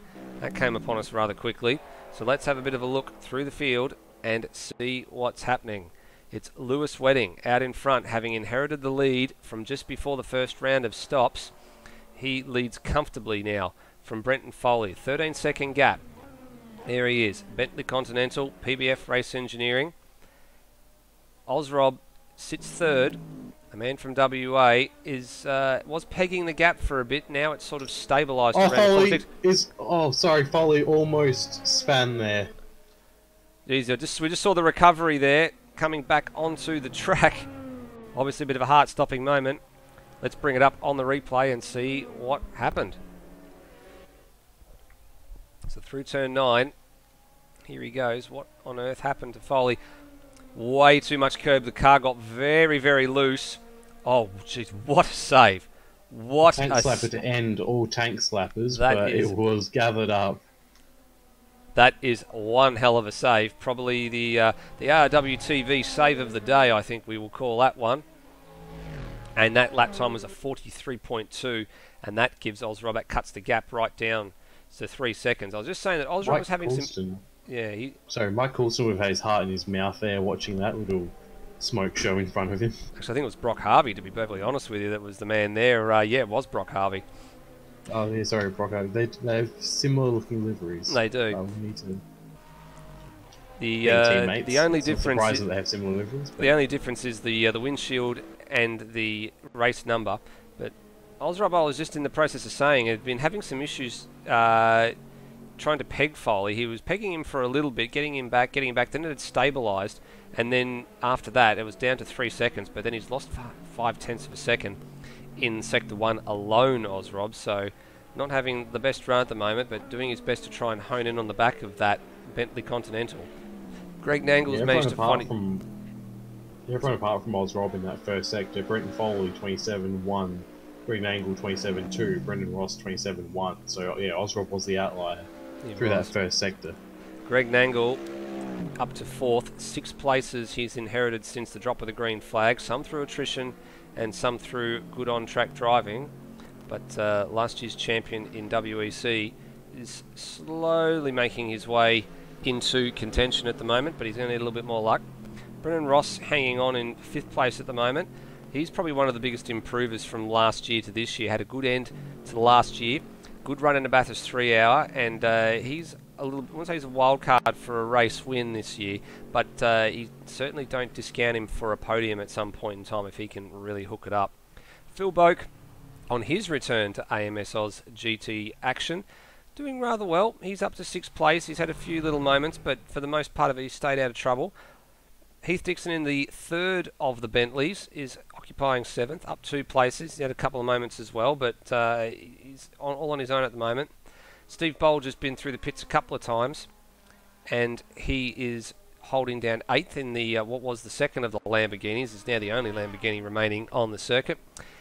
9th is Brock Harvey. He is the first of the men a lap down. Mike Coulston in the other Ferrari 458 is 10th.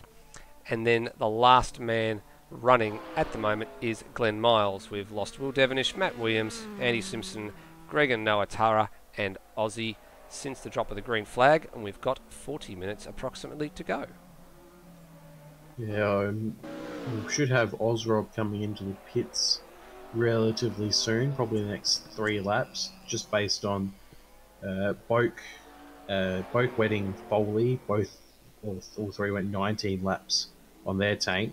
Nangle and Ross went 20 on theirs, so not entirely sure on what the fuel range is on the BMW that Ozrob is currently occupying, but he did pit at 13 laps, so 13 laps would put him essentially on point to do 2 20-lap stints after that to the end of the race to get to our, what we estimated, 50 to 54 laps, so we'll see if that pays off for him. Yeah, we're certainly tracking that way at the moment. We're over half distance, and we're working lap 30, or the race leader's working lap 30 at the moment, constantly doing minute 40. So at this stage, we're probably on track to be on the higher side of that lap count because we haven't had the safety car come out just yet. So we might even be looking at 54, 55 laps. So we'd be pretty close to our estimate, and being a 2-stop race. I might have stitched him up here in that case because he will have pit possibly a lap too early, if that's the case. Yeah, we might need to save a little bit of fuel because we've had, as we just said, we've had plenty of green flag running and no real respite for any of these guys, so they'll probably be starting to wonder when the safety car, if it's going to come out, but it hasn't presented itself yet. But Lewis is driving that car rather straight, smooth, hitting all the apexes. He's managed to just quite gently eke the gap out to 16.1 seconds over Foley, so he's got plenty of margin. He can afford to just cruise at the moment and just afford to hit the markers where he needs to. And to take a page out of Stair's book from some of the commentary he's been doing over at Apex Rear Wing with the Caterhams, when you, much like Xeris with Lewis Wedding, if you watch these lines around this circuit, pay attention because they will be the ones that you need to run if you want to be fast around here. As he sets he sets his PB that time around, Lewis Wedding, of 40.782.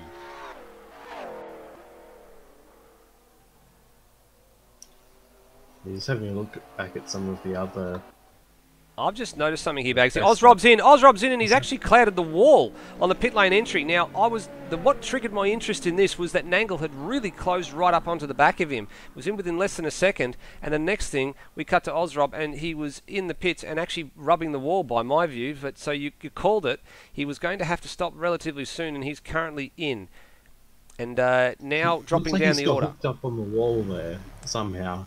It might have been a bit of a physics glitch that sucked him into it potentially, but hopefully that doesn't cause him too much issue. But it's questionable for him to make it to the end now because he's on lap 30, but he's about to start lap 31 once he crosses the control line. Yes. And that we don't think the race is going to be 50 laps. The estimate was 50 to 54, and we're thinking on the high end of that. So I'm not seeing him make 25 laps, especially since he only just made 17 laps then. No, what I think you probably need to have a bit of a look at now, Bagsy, while we've got a bit of time, is to work out what sort of range that the man in the 555 has got in his tanks.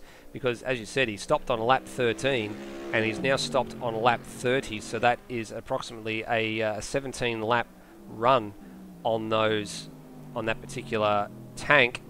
He's going to come out right next to Steve Bolger too. He's going to come out around lap 47 and may need to stop again as Lewis Wedding lowers the benchmark again. We're just watching Greg Nangle here trying to fang it around some of these corners, and Brendan Ross was getting a little bit close. But I got a funny feeling you're right. With Ozrob, he may need to stop again unless he's can really massively fuel save, or unless he's been playing possum. But if he's got to stop around lap 47, he's probably going to have to stop with about 15 minutes or so left on the clock if this stays green. Yeah, he's, you know, I think Ozrob might have played himself out of this one at this point, out of a podium position, unfortunately. Well, if that's the case, then the guys that have only stopped twice are going to inherit here. So Heath Dixon moving up into 6th place. That would become a net 6th place if Ozrob has to stop again, because obviously everybody ahead of Ozrob is still yet to stop for the second time. So that's positions 1 through 6. Brendan Ross is still managing just to try and hold on to the back here of Greg Nangle. Now, where's Ozrob in all of this? So he's come out and he's 7th. He's got Steve Bolger just a little bit behind for company, but he's also got some lap traffic here in the form of, looks like that might be Mike Coulston, I believe. I'm starting to get used to telling these cars apart. Yeah, it's Mike Coulston. So you can tell it's Coulston because he doesn't have the label on the lower front right side of the windshield, whereas Brock Harvey does. And also Brock Harvey running the 29 and Mike Coulston running the 91 for the racing number. As Wedding sets another fastest lap. He's just having fun now. He's down to a 40.6, which means he's only just crossed the line, and he's actually not too far away from putting Ozrob a lap down, if that is the case, and that would be disastrous. But not only that, Wedding still will need to stop, and I've got a funny feeling he's probably still got a fairly sizable margin before he gets to the back of the 555. But well, we're thinking about 5 laps until he pits for Wedding. So, and he's a minute 33 ahead of Ozrob at the moment. So you'd think that about 7 seconds between them. He'd need a second a lap. I don't know if that's possible for him at this point. If we have a look at their, obviously Wedding's last lap was the fastest of 140.6. Well, we just missed it actually. Was coming out the pits. We just missed it actually, Bagsy. Brendan Ross lowered the mark, so Brendan Ross with a 40.610 has surpassed or supplanted Wedding's laps. Put him right behind Greg Nangle. So, and as they come up to Glenn Miles too, he might try and use this traffic as a pick to get past Nangle. Yeah, so here we go. Oh, Miles is almost spun in front of him. So we catch this battle now, and this is line of stern. So Miles had a bit of a heart-stopping moment. Probably gave shudders through the 2 Mercedes drivers as they go round turn 8. Now following the dirty air through turn 9. You don't want to be the car behind here, but he's squirming a bit, and Brendan Ross is now right under the rear wing of the SLS is the AMG, and just can't, or not desperate enough to pull out and make the move just yet. Now these guys are going to stop on the same lap, because they stopped on the same lap the last time around, so we expect them to stop the same lap again. Contrast of lines again. Ross goes a bit deeper, tries to cut it back. Nangle's quite tight around this turn 12, and that just loses a little bit of a distance for Brendan Ross. I think Ross just has to go to the Lewis Wedding school of battles and just keep applying the pressure and not go over the top and not lose his own line, not lose his, you know, what he's doing. Well, he looks like he might have to go down to turn 1 here because he's right in that slipstream. Oh, virtually matched on lap time. They're virtually matched on lap time that time around, and Brendan Ross has a bit of a look to the inside, but he's not good. He's not too desperate to go under brakes there at the moment, or just a little bit too tedious, and the wise old head of Nangle prevails for the moment, but he's still got the AMG for company. This is the closest battle on the track at the moment. These guys are also the ones who will be last to pit, because they were last to pit on lap 20, so we're expecting another 6 laps at least before these guys have to come into pit. Yeah, certainly versus only another 4 for Wedding. Well, Brendan Ross is, as we said a bit earlier, he had a good back end of the run towards the end of last season, especially in the WEC series. He also participates, I believe, in the TCC series. He did quite a lot of work in the Rookie Cup and has done really, really well in the Bathurst 3 Hour as well. He had a big moment there. Massive shaking moment for Brendan Ross, and just loses touch with Nangle. Just as I was singing him praises, inevitably he proves me wrong. But I'm just getting the impression now that maybe that car is not handling the way that he wants it toward the back end of this run. Look, it's very tail happy as well, almost sliding it through turn number 12, and Nangle's just starting to get a little bit of breathing room now as Ross just pushing a little bit too hard. This was his undoing in the Bathurst 3 hour. He pushed a little bit too hard, and he pushes a bit harder again and off the track. 2 wheels in the grass at the final corner, but he's still within touching distance. I don't know how. Hasn't affected his speed too much. He kept his foot in it, but this is.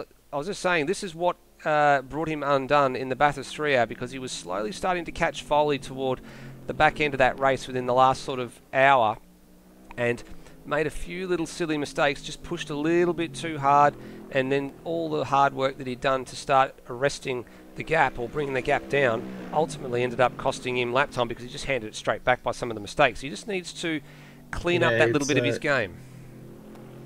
Yeah. Between them and the last lap, there was only 600ths between them, so effectively identical lap times there. You just get the feeling that Ross is being held up at the moment by Nangle, and that he could go a decent bit faster. We're seeing him move around a lot, but that's probably more due to dirty air than to his personal driving issues. So he just needs to, once again, patience is always the name of the game of this.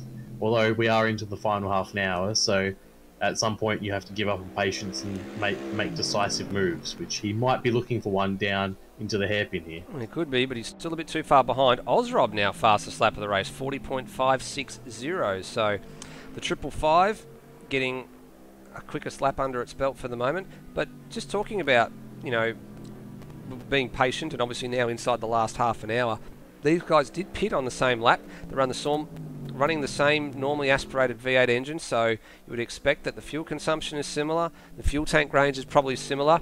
But if I was Brennan Ross, I'd be trying to save, just sit behind Nangle, let him tow me around for a little bit, maybe try and save a little bit of fuel. Well, and he's then tow him right down the main straight now. Well, he certainly and has. To make the pass. And here he comes down the inside, and that would be critical if these guys were to stop on the same lap, which they did last time. They stopped. And through he goes. Now it's Nangle. Maybe Nangle's going to play the same thing here. What I was just going to say, if I was Brennan Ross, given I was behind Nangle for such a long period of time, I would just be sitting there, rolling out of the throttle a little bit earlier, saving a bit of fuel here and there, and then if I was having issues, oh, he has a moment there, if I was having some issues getting past him, I would then be trying to try the overcut or the undercut, depending on what the situation was. Get in, get some fuel under my belt, or go one extra lap longer and try and come out in front if I was having issues passing him. Clearly, if he's got the pace to run a bit further ahead, then they're the best two ways to exploit that pace advantage. But right now, having gotten past him on the track, if he can hold him here till the pit stops, then he'll be coming out the pit lane first, and then it will be a sprint finish. Speaking of pit stops, Heath Dixon's coming for his second and presumably final stop on lap 35, so he went 18 laps that time on top of his previous 17 lap stint, so he won't quite need a full tank to make it to the end from there. And keeping in mind that you're going to need fuel for enough of the race distance plus one lap to go, so I dare say you'd probably be putting in a full tank just to be safe, and that way you can afford to use it all up in the last few laps of the race, given it's lap 36 that he's come in on. Or Brennan Ross wide again as they pass Dixon in the pits, but given that you're going to need fuel to get to the end, he's done 18 laps, and 18 laps will put him into that 54 sort of lap range, 54, 55 laps if it goes green all the way. Although Of Ross course, not counting if he goes a lap down as well. That's right. Well, Which he has. Stretching away, he won't go a lap down because the guys ahead of him that are still on track are still yet to pit again. So Dixon's moves down to 8th, but Bolger, Boak, Nangle, Ross, Foley and Wedding all have to stop one more time, and we believe Ozrob's going to have to stop for the 3rd time unless he's pulled off some miracle masterstroke. I'm just watching Brennan Ross a bit more and more as we're staying with him for the moment, because this was the most interesting of the battles. Driving very, very hard into some of these corners, so he is pushing, but the tail is starting to get away from him in some of these corners. Maybe a little bit of trail braking, or just holding onto the brake a little bit too much, having to put a little bit of opposite rock on. He has worn his tyres more than Greg Nangle has, so could be starting to have heating issues as well. It wouldn't surprise me. Let's just have a look at our race leader. So here's Lewis Wedding, still out in front. And when did he last come in, Bagsy? Because Lewis would be getting very close to stopping, I reckon, in the next 2 or 3 laps. Yeah, he last pit lap 19, and so he's about to start lap 38, so we'd probably expect him in at the end of this lap. But if he can go another lap, he will, because every lap you go at this point is less time that you're fueling your car. That's exactly right. Ross and Nangle are actually probably going to gain. You know, they're 9 seconds down on Foley. If Foley has to pit 2 laps earlier, that is a lot less fuel that they're going to have to put in, at least a few seconds worth. Oh, So and actually coming in, Nangle in. Nangle So, with the early pit. all right, here we go. So the undercut might be on here. We were talking about it just a few minutes ago, and in comes Nangle in the Mercedes-Benz SLS.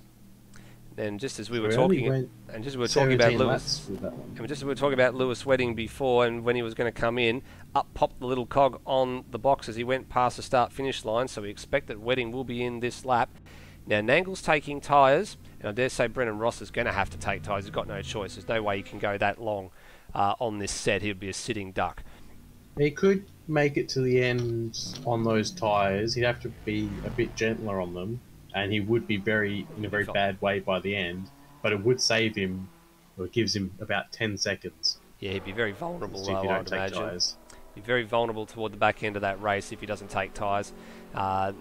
It's a very simple case of he now has to react to what Nangle's done. So if Nangle has come in and put tyres on, I think he's got to do the same. Otherwise, he's not going to have anything to fight with.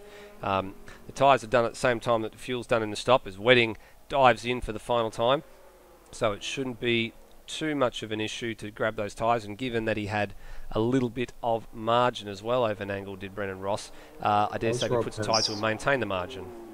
Osrop has come out just ahead of Nangle, so this could be very important in the Nangle-Ross battle, because if Nangle gets held up by Osrop, we reckon Osrop will have to pit again. If Osrop doesn't, then it's a strategy masterstroke, but we're almost certain he does.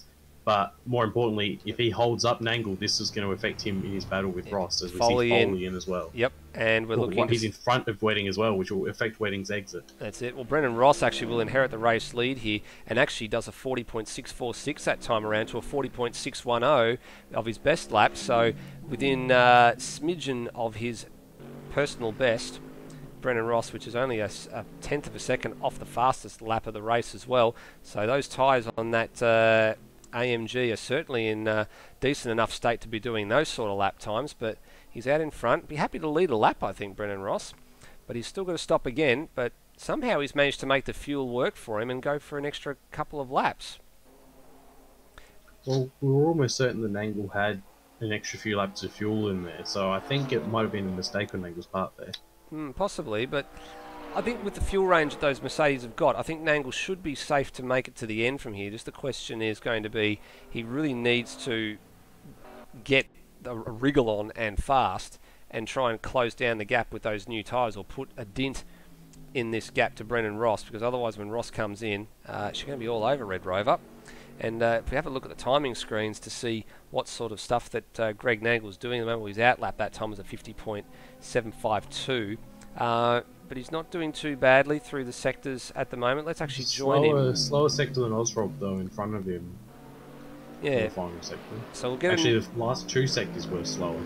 So he's not making the inroads that he needs to be at the moment, Nangle. As Brennan Ross will go through, a bit wide there off of between 13 and 14, but uses it to his advantage to get the turn in. So we expect him in at the end of this lap. So Brennan Ross down to the line, 41.4 that time around, so some 0.8 of a second slower than his previous lap as well. So obviously did a lap and Boak with a drive-through penalty. So that's the first of the penalties we've seen for a while. So Boak's speeding in the pit lane. Speeding in the pit lane. So you talked about it earlier in the day, and that's going to be a free kick to Heath Dixon as well, because he's come out right behind Phil Boak here. Boak is going to have to tour the lane, and that's going to be a net gain for Dixon. Bolger as well, because Bolger's... It's going to be close, actually, because Bolger's coming out of the pit lane now about 20 seconds behind Boak. So I think Boak will still be ahead of him with that pit lane transit, but it's going to definitely help Bolger. Well, Bolger's actually slowing down here because he was about to go a lap down to Wedding anyway, so he's done the sensible thing and let him through, but unfortunately it may be to his own detriment if Boak comes in and has to serve that drive-through. It will be very, very touch and go. I think that Boak will probably retain that position now. Now all that Dixon has to do is just not do anything silly, he just needs to sit behind Phil Boak here, and he'll inherit that 6th place when the Bentley comes in to serve its stop. Now, actual fact, Boak just let him through as Nangle does the fastest lap of 40.4 on fresh rubber. So now he's starting to eat some time into Brennan Ross as Dixon's gotten by, so already up to 6, but we'll keep an eye on the gap between Boak and Bolger and see what happens. Where's Brendan Ross in all of this? So he's down to the final couple of corners. Here he comes. He's coming in, pitting now. So now, in actual fact, note right now, the little cog is not active on the top above his name. Now it is. So now he gets it, stops it just in time to call for the stop. Otherwise, the mechanics weren't going to be ready. And the bad thing for Ross, if that was, he's got one of the first pit boxes.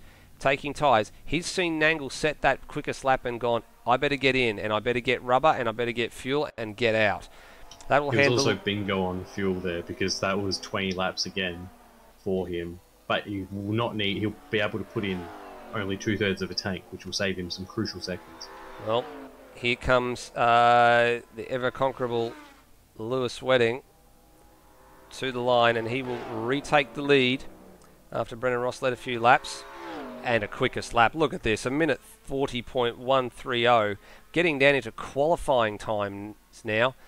Only a couple of men got into the 39s in qualifying, and Lewis Wedding showing that it, even with a full tank of juice and a few worn feet on that McLaren, it's certainly no slouch and very comparable, or very capable, I should say, of setting some lap times.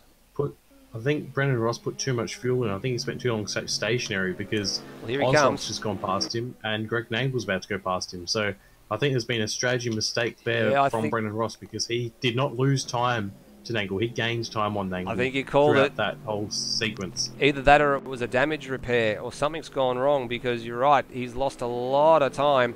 And in terms of where he is on track to Greg Nangle, it's not 5.6 seconds as that graph shows. It's probably going to be about 3 seconds. But he's gone from having a 2 and a bit second lead when Nangle came in to take his stop to having a 2.7 second deficit.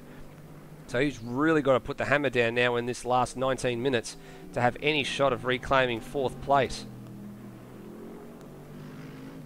Yeah, it's very unfortunate for him. And to be honest, we think this is going to be net third, because Osrob, there's still 18 minutes, 45 seconds plus 1 lap, and Osrob pit on lap 30, so 11 laps ago.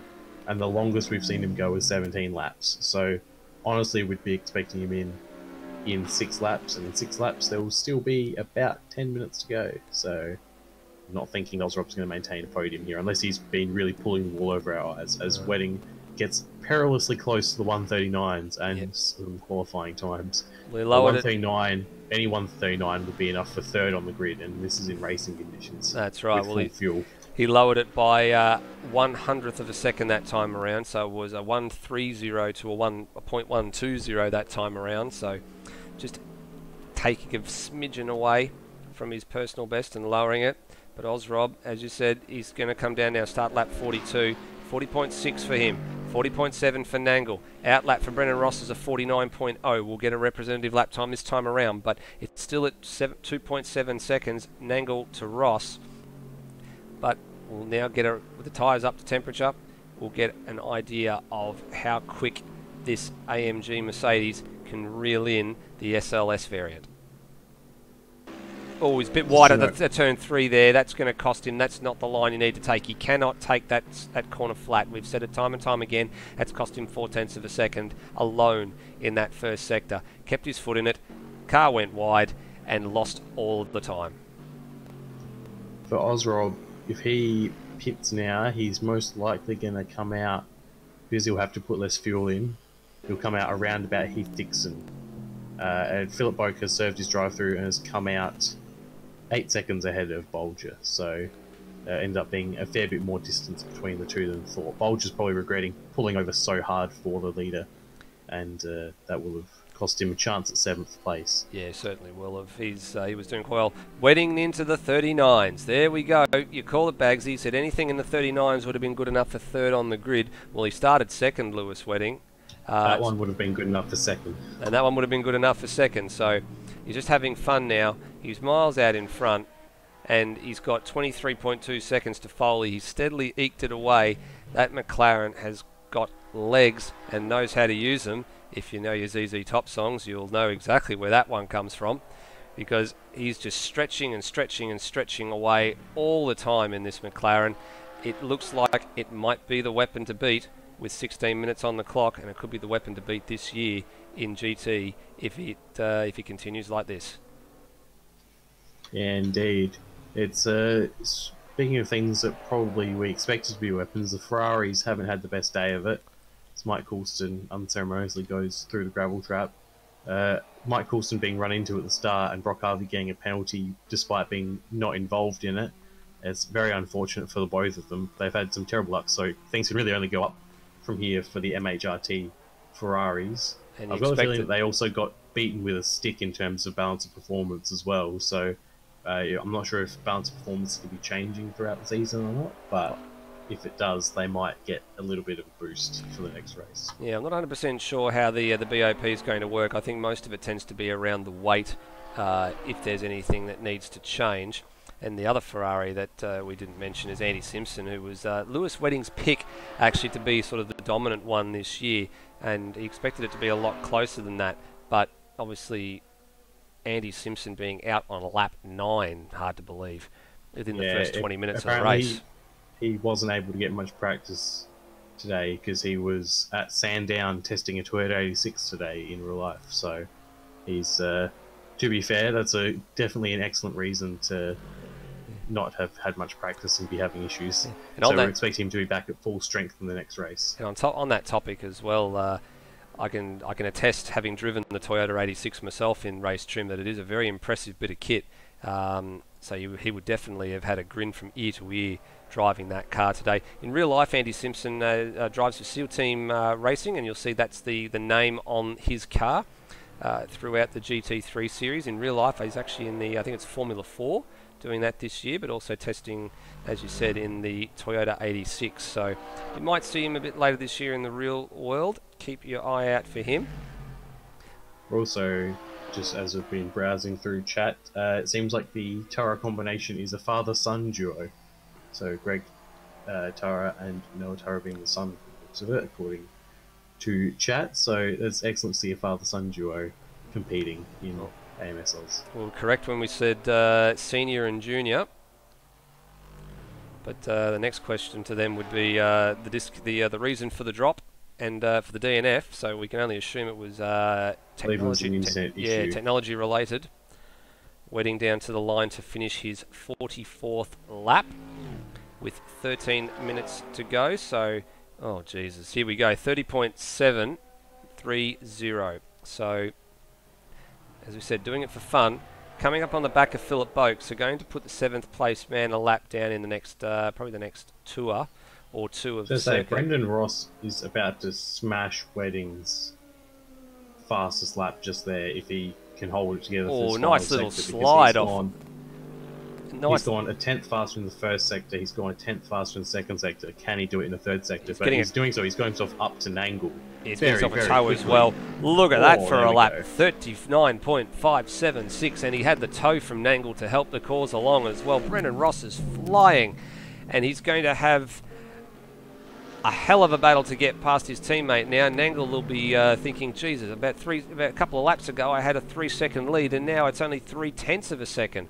So it's we'd almost written him off at the end of the pit stop cycle because he's put too much fuel in, but he's clearly got the pace, and we believe this is for effectively a podium, the net podium position, final step on the podium, because they're not really going to, although Foley is actually falling back into the clutches of the threesome of Ozrob, Nangle and Brendan Ross, but Ozrob, we're 99.9% certain, has to pit again. Yes, you're absolutely right. We believe this is for a net 3rd place, as Ozrob is not that far ahead of these guys, but even if he was still on the same strategy as them all and didn't have to stop again, I got a worrying thought that he might be coming under threat anyway, but we'll keep an eye on it because there's only 11 minutes 40 to go, and Ozrob is probably getting toward the point where he either, if he hasn't fuel saved enough, he's going to be in a world of trouble. We expect in the next 2 laps or so that we might need to see him in. Well, here he is. Nice helicopter shot through the final 2 turns. And they're coming up to the one of the MHRT cars there, as we wait to get out of the way, and that is, I believe, is Coulston again. Yes, it is. So Osrob through 40.9, Nangle 40.5, Ross 40.3. So it's closing in again. Here's Brendan Ross, and Nangle's just escorting him a little bit to the side. Ross switches back to the racing line of the track, but Nangle's got the preferred defensive line through here. He'll just need to be wary he doesn't chop across the nose of the AMG, and he does not do that. He maintains 4th place, but for how much longer? They still gained on Osrob that lap despite their battling there, so they've got some impressive speed in these Mercedes. Well, they do. Brendan Ross just locking it up as well, going quite deep. Brakes. He's so late on the brakes, but he's probably getting a bit of the dirty air from that car in front as well. What's going on with Foley? Nervous too. He's 2 tenths down the last lap to Osrob and 6 tenths down to Nangle, almost a second down to Brendan Ross. So I'm not sure if Foley's having to fuel save or not. I might go on board with him and see if he's letting off early or anything. Well, just keep an eye on the next shot, because you'll see Osrob coming to back of shot. There he is, and then there's the Mercedes duo behind, so they're all almost occupying the same bit of straight, the straight between turns 9 and 10. As Foley rounds the turn 12 here. Now down to Europe Car Corner, which is turn 13, and then on to turn 14. So Foley just starting to... What's it now? He's down to 6.1, and that won't help his cause. That won't help his cause. He's probably drop a little bit of time here if Osrob can get a wriggle on. So that time, Foley, 40.6. Osrob. It's actually much better than his last lap. So. Osrob, 41 dead.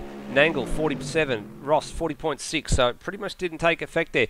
Round 2 between the Mercedes teammates. Brendan Ross now goes to the outside, a lot further alongside this time, but Nangle has the defensive line. And Smoke showing it. Oh, and they got a bit too close for comfort there. Got very crossed up through there. Yeah, very much out of shape.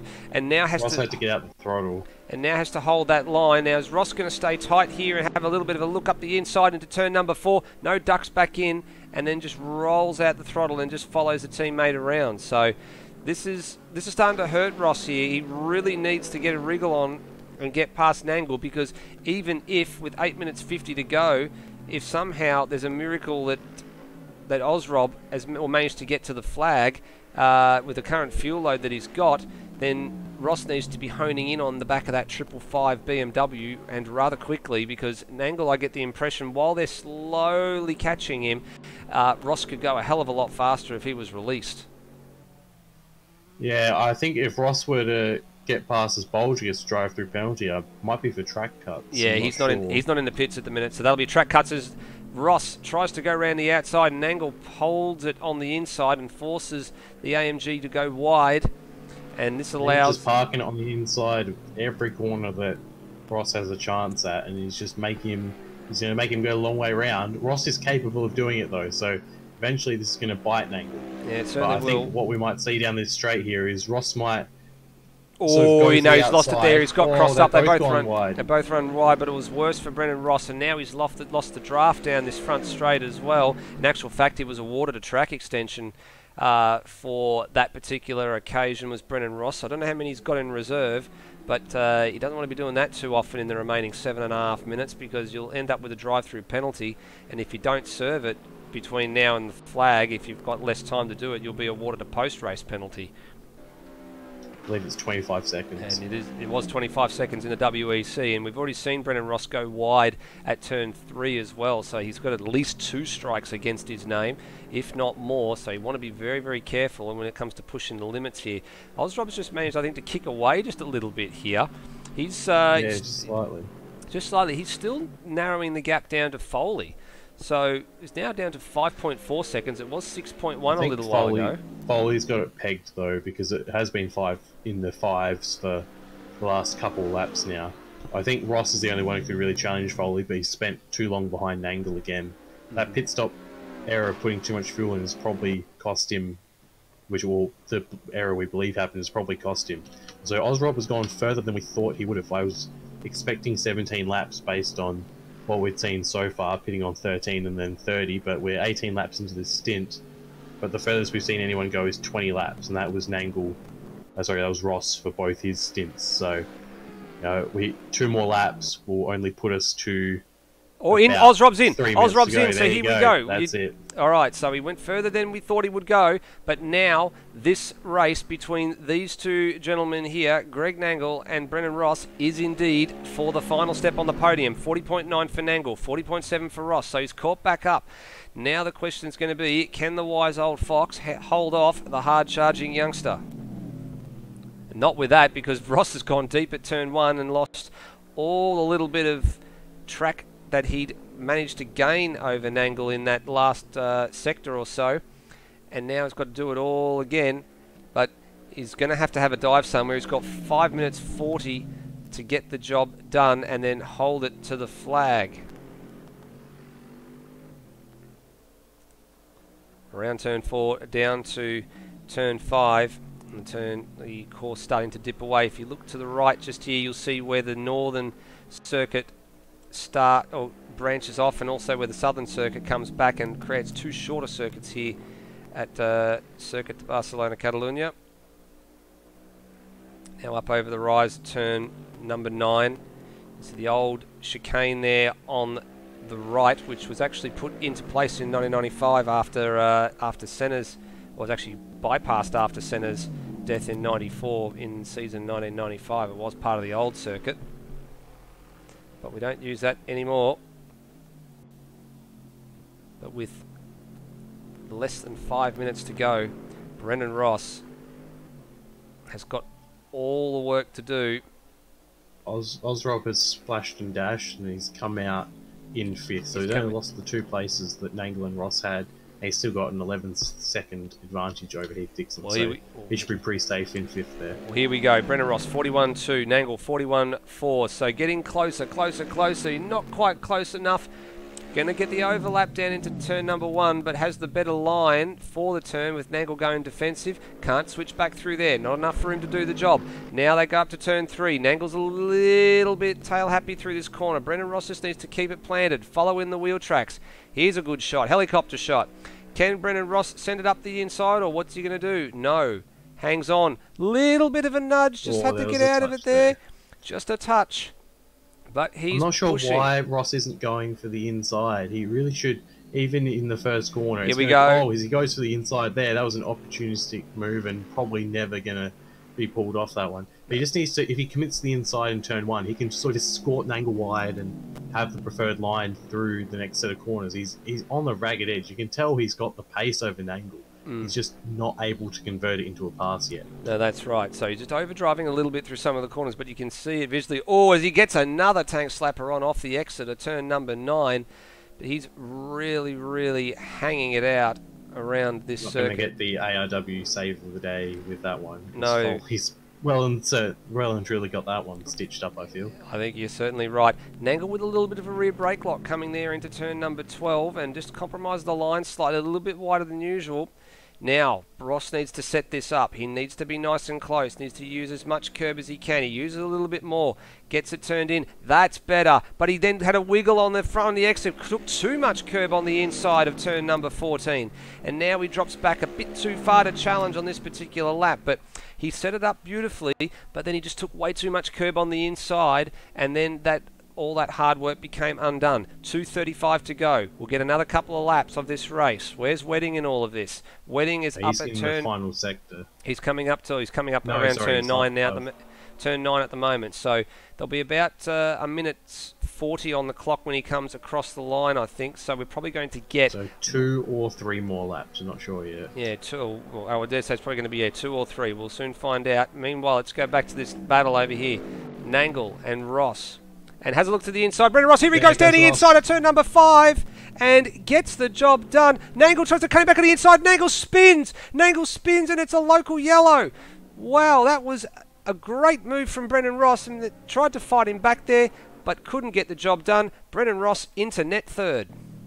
That was a brilliant move from Ross, a decisive move. And Nangle's got a lot of damage. That is going to be...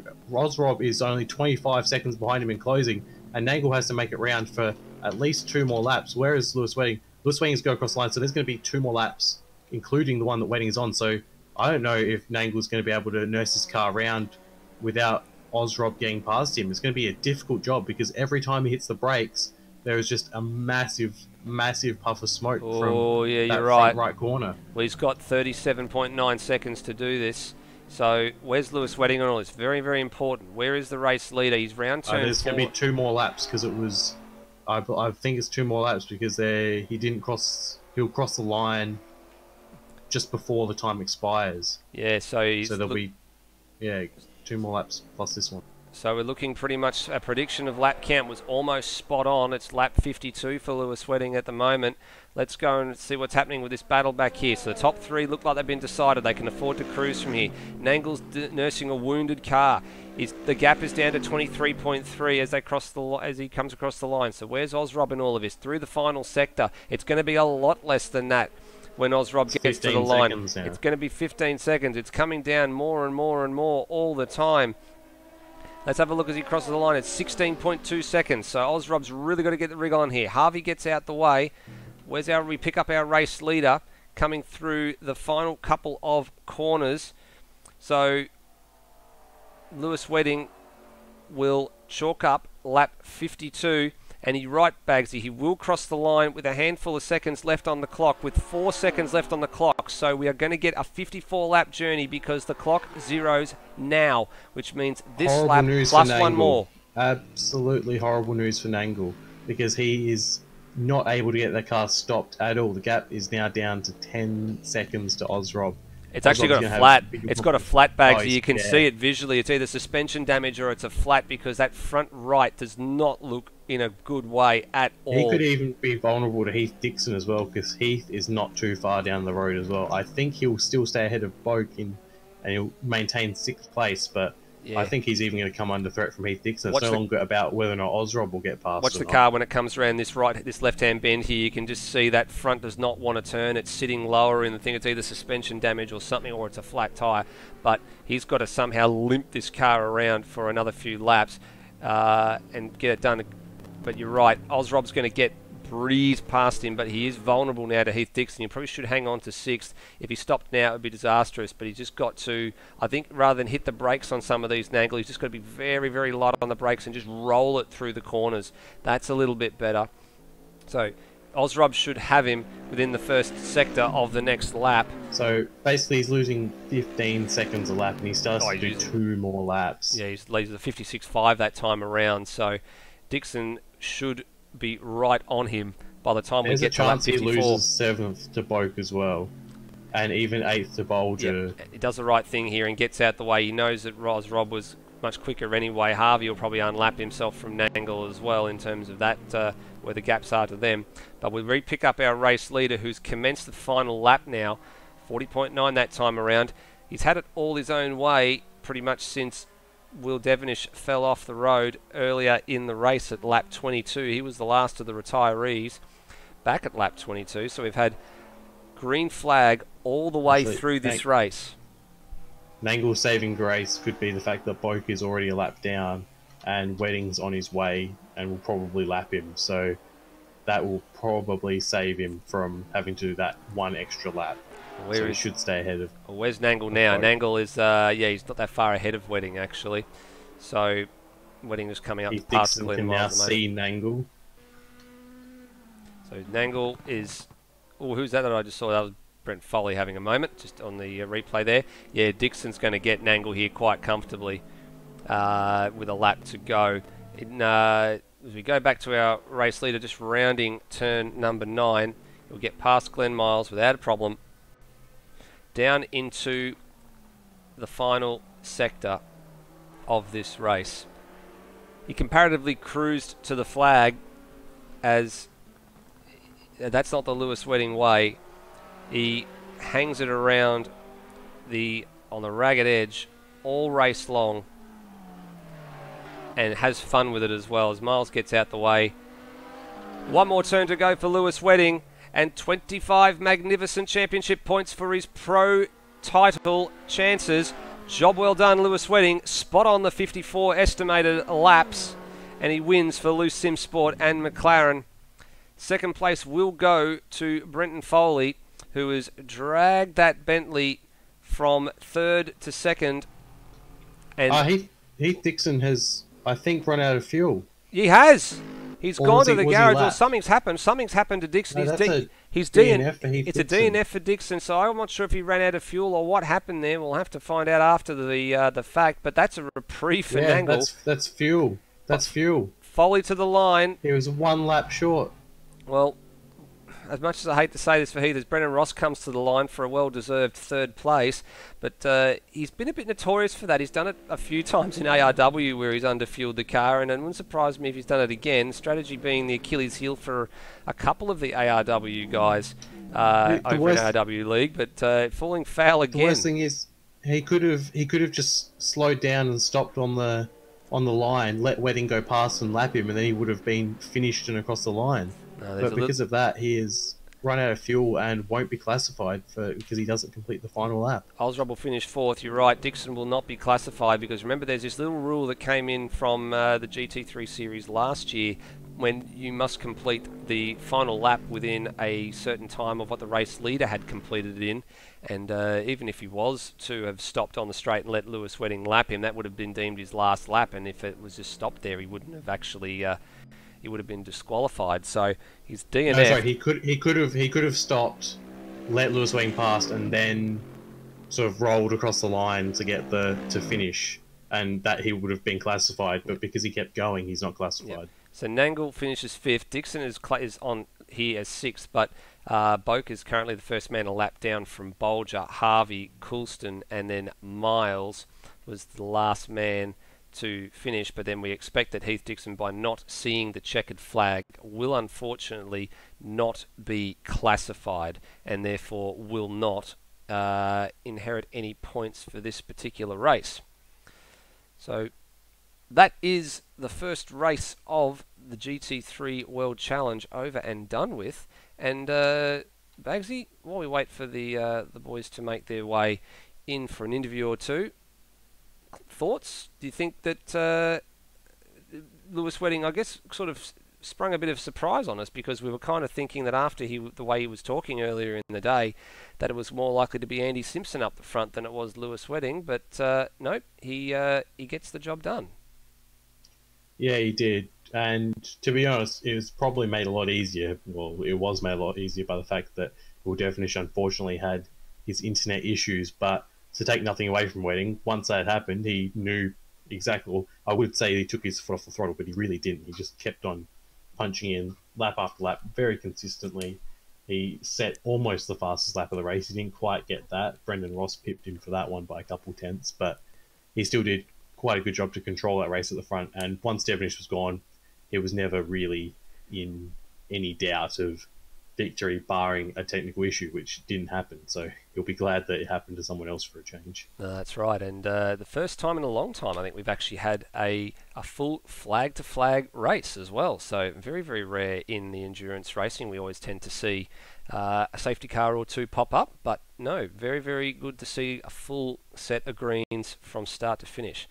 Well, top three have elected to start joining us, and we'll start with our race winner, Lewis Wedding. So, Lewis, congratulations. 25 championship points to your GT Pro Championship challenge, and you pretty much had it your own way after you managed to get past Will through, looks like a mistake of his own doing down at turn 4 before the first round of stops, but you're in control for pretty much everything from that point onwards.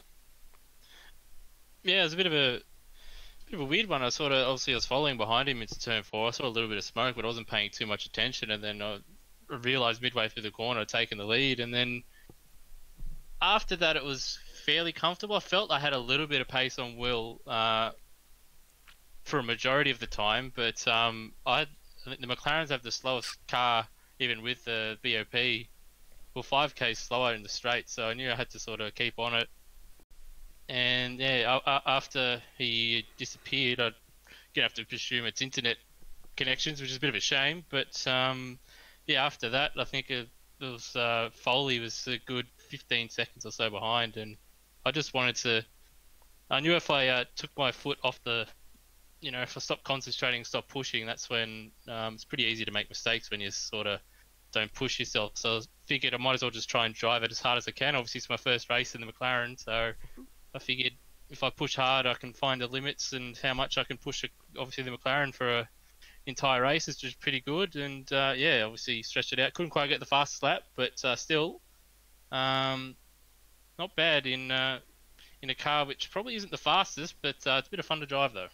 No, you're certainly right. You did look like you had a little bit of pace in hand over Will when you were chasing him for the opening half hour or so of the race. I mean, the gap didn't get out to anything more than about 2 seconds for that first stanza.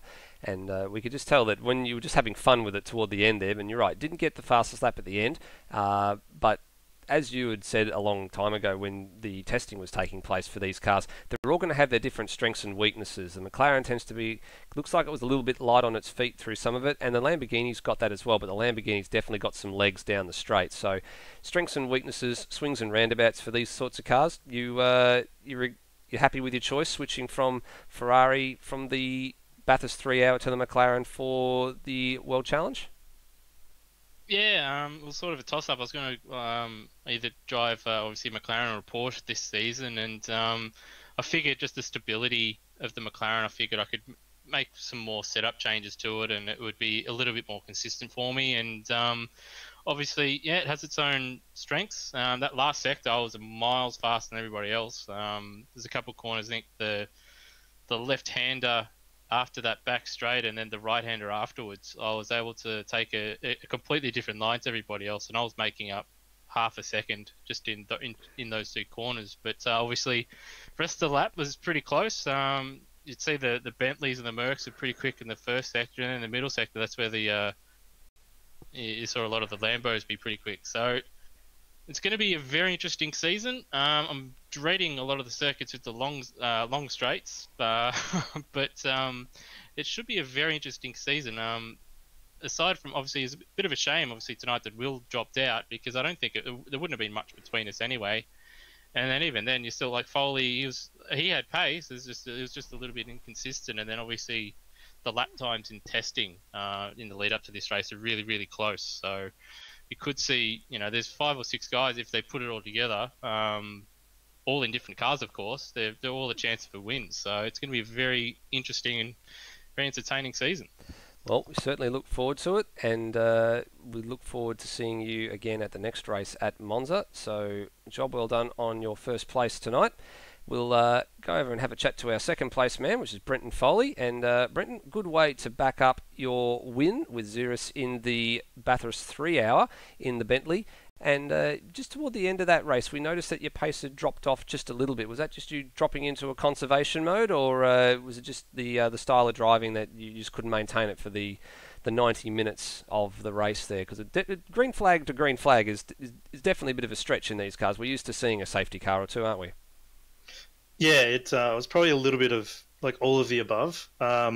Still getting used to the Bentley, but I found that it didn't phase its tyres well. Like, it would start really strong towards the middle of the stint. It would be absolutely horrible, and then towards the end it would be good. And so the tyres weren't the best. I had a few moments.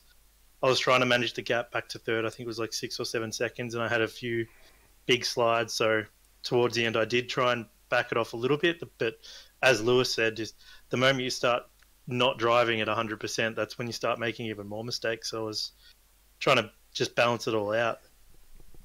Well, balance it out, you certainly did. You did have a few little leery moments on track a couple of times when we'd caught up to you. But how do you think the Bentley's going to fare over the course of the season? Because it's not the quickest in a straight line, and it's not the most agile through the corners, but it can certainly hold its own.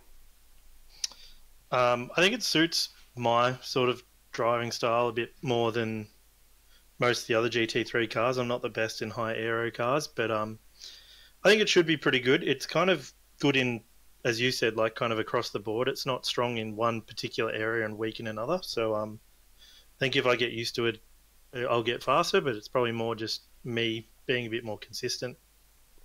Well, consistency is key when it comes to GT3, and especially in a race that's gone without a safety car, and you've got to maintain that level of consistency for 90 minutes plus. There's no respite, but you somehow managed to do that today. You've dragged that Bentley up 1 position to second, and it's good haul of 20 points for your GT Pro Championship as well, so job well done. Thank you. Well, moving on to third place man now in Brendan Ross. And Rossi, you've been someone who's quietly sneaking up through the ranks of AMS Oz for a little while now. You've been doing quite well in some of the other series. You had a good run in the 3 hour to second place. And today, not only were you quickest through the speed trap, but you had the fastest lap, and you've banked yourself a third place finish. Well done. Thank you. Yeah, that's quite good, sneaking under the radar for a bit there. But I've got to put credit to the to the team. Like from the very first lap, just confidence was there in the car. Then just come tonight, just the practice, it wasn't really there, but just come midway through the race, the car really turned on, and I was actually surprised to get the fastest lap, like you said. So hopefully just sets up for a good season for myself, really.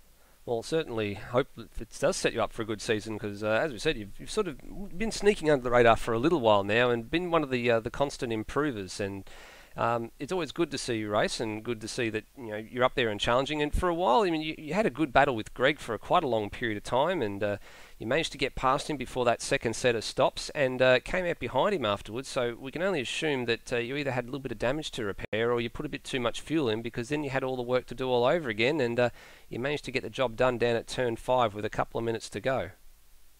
Yes, just thinking back to that, I think I did put probably too much fuel into it. There was no damage at all on the car, so that was good. But I think just him having the fresher tyres for those 3 laps was able to help him, because he was faster than me in the early stages of the stint. But come mid-stint, I think I probably had the edge on him. But yeah, like you said, it was a tough little battle, and I wanted to make the move coming out of the last corner, but he was blocking pretty good into first corner, so had to make the audacious move into turn 5, like you said. And I don't really know what happened to him after that. He must have spun after me, but shame to see him go down like that. But yeah, credit to him.